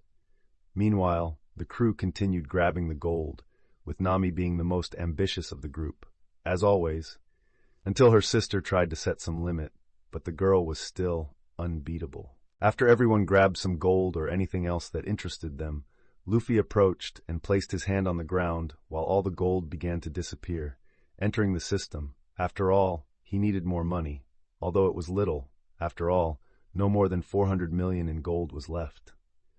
"Well, let's go back," Luffy said, already sensing through the haki a crowd forming outside. When they returned, Perona approached him. "There are a lot of people wanting to talk to you," she commented, and Luffy nodded. Luffy nodded and saw that she didn't run away. After all, she had nowhere to go, even though she hadn't accepted Luffy's logic. All the people on the island had recovered their shadows and wanted to talk to the man who defeated Moria, but everyone still looked at Luffy with a lot of caution, still remembering the monster he had become in the middle of the island. "She's here." Luffy looked at Big Mom's daughter, Lola, in front of the group. She was as in the story, quite large and not very beautiful, while she looked at him like all of them. "Who are these people?" Quina asked, as she and many others hadn't seen anything on the island except zombies. "They were like me. They lost their shadows to Moria and have been hiding here unable to leave," Brook clarified. "I see. Maybe they've come to thank us," Chopper suggested. "Maybe they came to ask for food," Reiju commented. "Maybe they need medical help," Lami said. "They might come to give us a reward," Nami said cheerfully. As they speculated on what the people had come for, Luffy continued to look at the group without saying anything, contemplating what he could do for them. "Excuse me?" The silence was broken by Lola herself. "Yes?" Luffy looked at her as she held his gaze for a moment before speaking again. "Will you marry me?" she asked. "Bippo Zoro Nojiko o Chuchu. Vivi Shirohank-sha. Megalo Nami Chopper Hachi Fu. Nico Robin Yamato. Usopp Karu. Alvida, Quina, Greg, Lami, Baby 5, Laboon, per Luffy." The place seemed to go mute. The entire crew was shocked and stunned, as no one, not even a single word, could be produced. After all, who asks that to someone after such a situation? "Master, should I kill this woman?" Baby Five asked, breaking the silence for the first time. The place remained in deadly silence until finally Luffy decided to respond. "No," he simply replied. After all, Lola was not the type of woman he liked. Then, the group behind Lola began to shout, "Rejection number 4850," seeming to celebrate the fact that she had been rejected so many times. 4850? Usopp seemed shocked. "It seems she is quite persistent," Alvida commented, as she might have been in the same situation if she hadn't met Luffy and he hadn't punched her with his fist and made her eat his fruit. "Well, anyway," Lola continued, speaking undeterred by the rejection, "you fought against Moria, didn't you? In the end, you defeated him. We owe you our thanks," she said. "Well, that was just a consequence, but what will you do now?" Luffy asked. Lola looked at her group before turning back to Luffy. "Well, no one knows yet," she commented. "Then I have a proposal. How about joining my fleet?" Luffy invited. "Luffy has been inviting a lot of people to the fleet lately," Vivi commented. As the captain's secretary, she had to record all his actions. "Do you want me to join your fleet?" Lola asked, and Luffy nodded. "So is this a marriage proposal?" she exclaimed, hopeful, leaving everyone stunned once more. But Luffy denied. "No," he simply said, while everyone shouted, 4851 rejections. "Haha, you guys are funny," Luffy had to admit, laughing a little at that. "Well, anyway, I am giving you a chance to grow stronger. If you don't want it, that's okay. But if you want to fight and get strong, I'm giving you a chance to join under my flag," Luffy said, as he turned back to look at the crew. "Well, let's stay one more day, waiting for their response. Meanwhile, let's have our usual feast," he said as he took his ship out of his pocket and threw it in front of the destroyed castle, while Zoro and Hugo would gather the food and loot. Soon, they began to enjoy themselves as usual. And many members of Lola's group joined, and soon the entire island was celebrating in the middle of the Florian Triangle. Lola continued to insist on asking Luffy to marry her, but he refused 10 times, while he paid attention to Uta and Brook singing. Until the next day, Luffy was a bit surprised to see that everyone had decided to join the fleet. After all, they had nowhere else to go and preferred to trust the savior who had rescued them from Moria's clutches. Luffy nodded with satisfaction and turned his attention to Beppo. "Beppo, can you take them to Skypiea? Later you can meet us in the Sabaody archipelago with the Vivre cards," Luffy said, as they would go to the Call Me Belt first. He wanted to see Hancock and his future children and pick up Enel. "But Captain..." Beppo was a little scared by the idea of going alone, but Luffy had a plan. He quickly took something out of his pocket and placed it on Beppo's head. "All right, now you're ready," Luffy commented. Now Beppo had a black power afro and gained a new confidence, while some women looked at it as if they were a bunch of idiots with Luffy and his illogical things. "Yes, Captain. Nothing can stop me," Beppo exclaimed, punching the air. "Well," Luffy began, turning his gaze to the members, especially the animals. "Soon we'll face the biggest challenge we've ever had at sea. It won't be easy to say this, but not all of you can participate in what's coming." Luffy started, capturing everyone's attention with that statement and what their captain meant by it. "I would like some of you to not participate in this. After all, it will be very dangerous," Luffy continued. "Laboon, Karoo, Greg, Megalo, Brook, and Frankie. I would like you to go to Skypiea, as we are going to enter a war with the Navy bigger than what happened at Eni's lobby. I want you to stay safe and train," he said. The animals were surprised by this and a bit shaken, seeing that they would be separated. "It won't be permanent, just a few weeks. We'll be back to Skypiea soon," Luffy assured them as they began to nod. After all, it was better not to risk their own lives.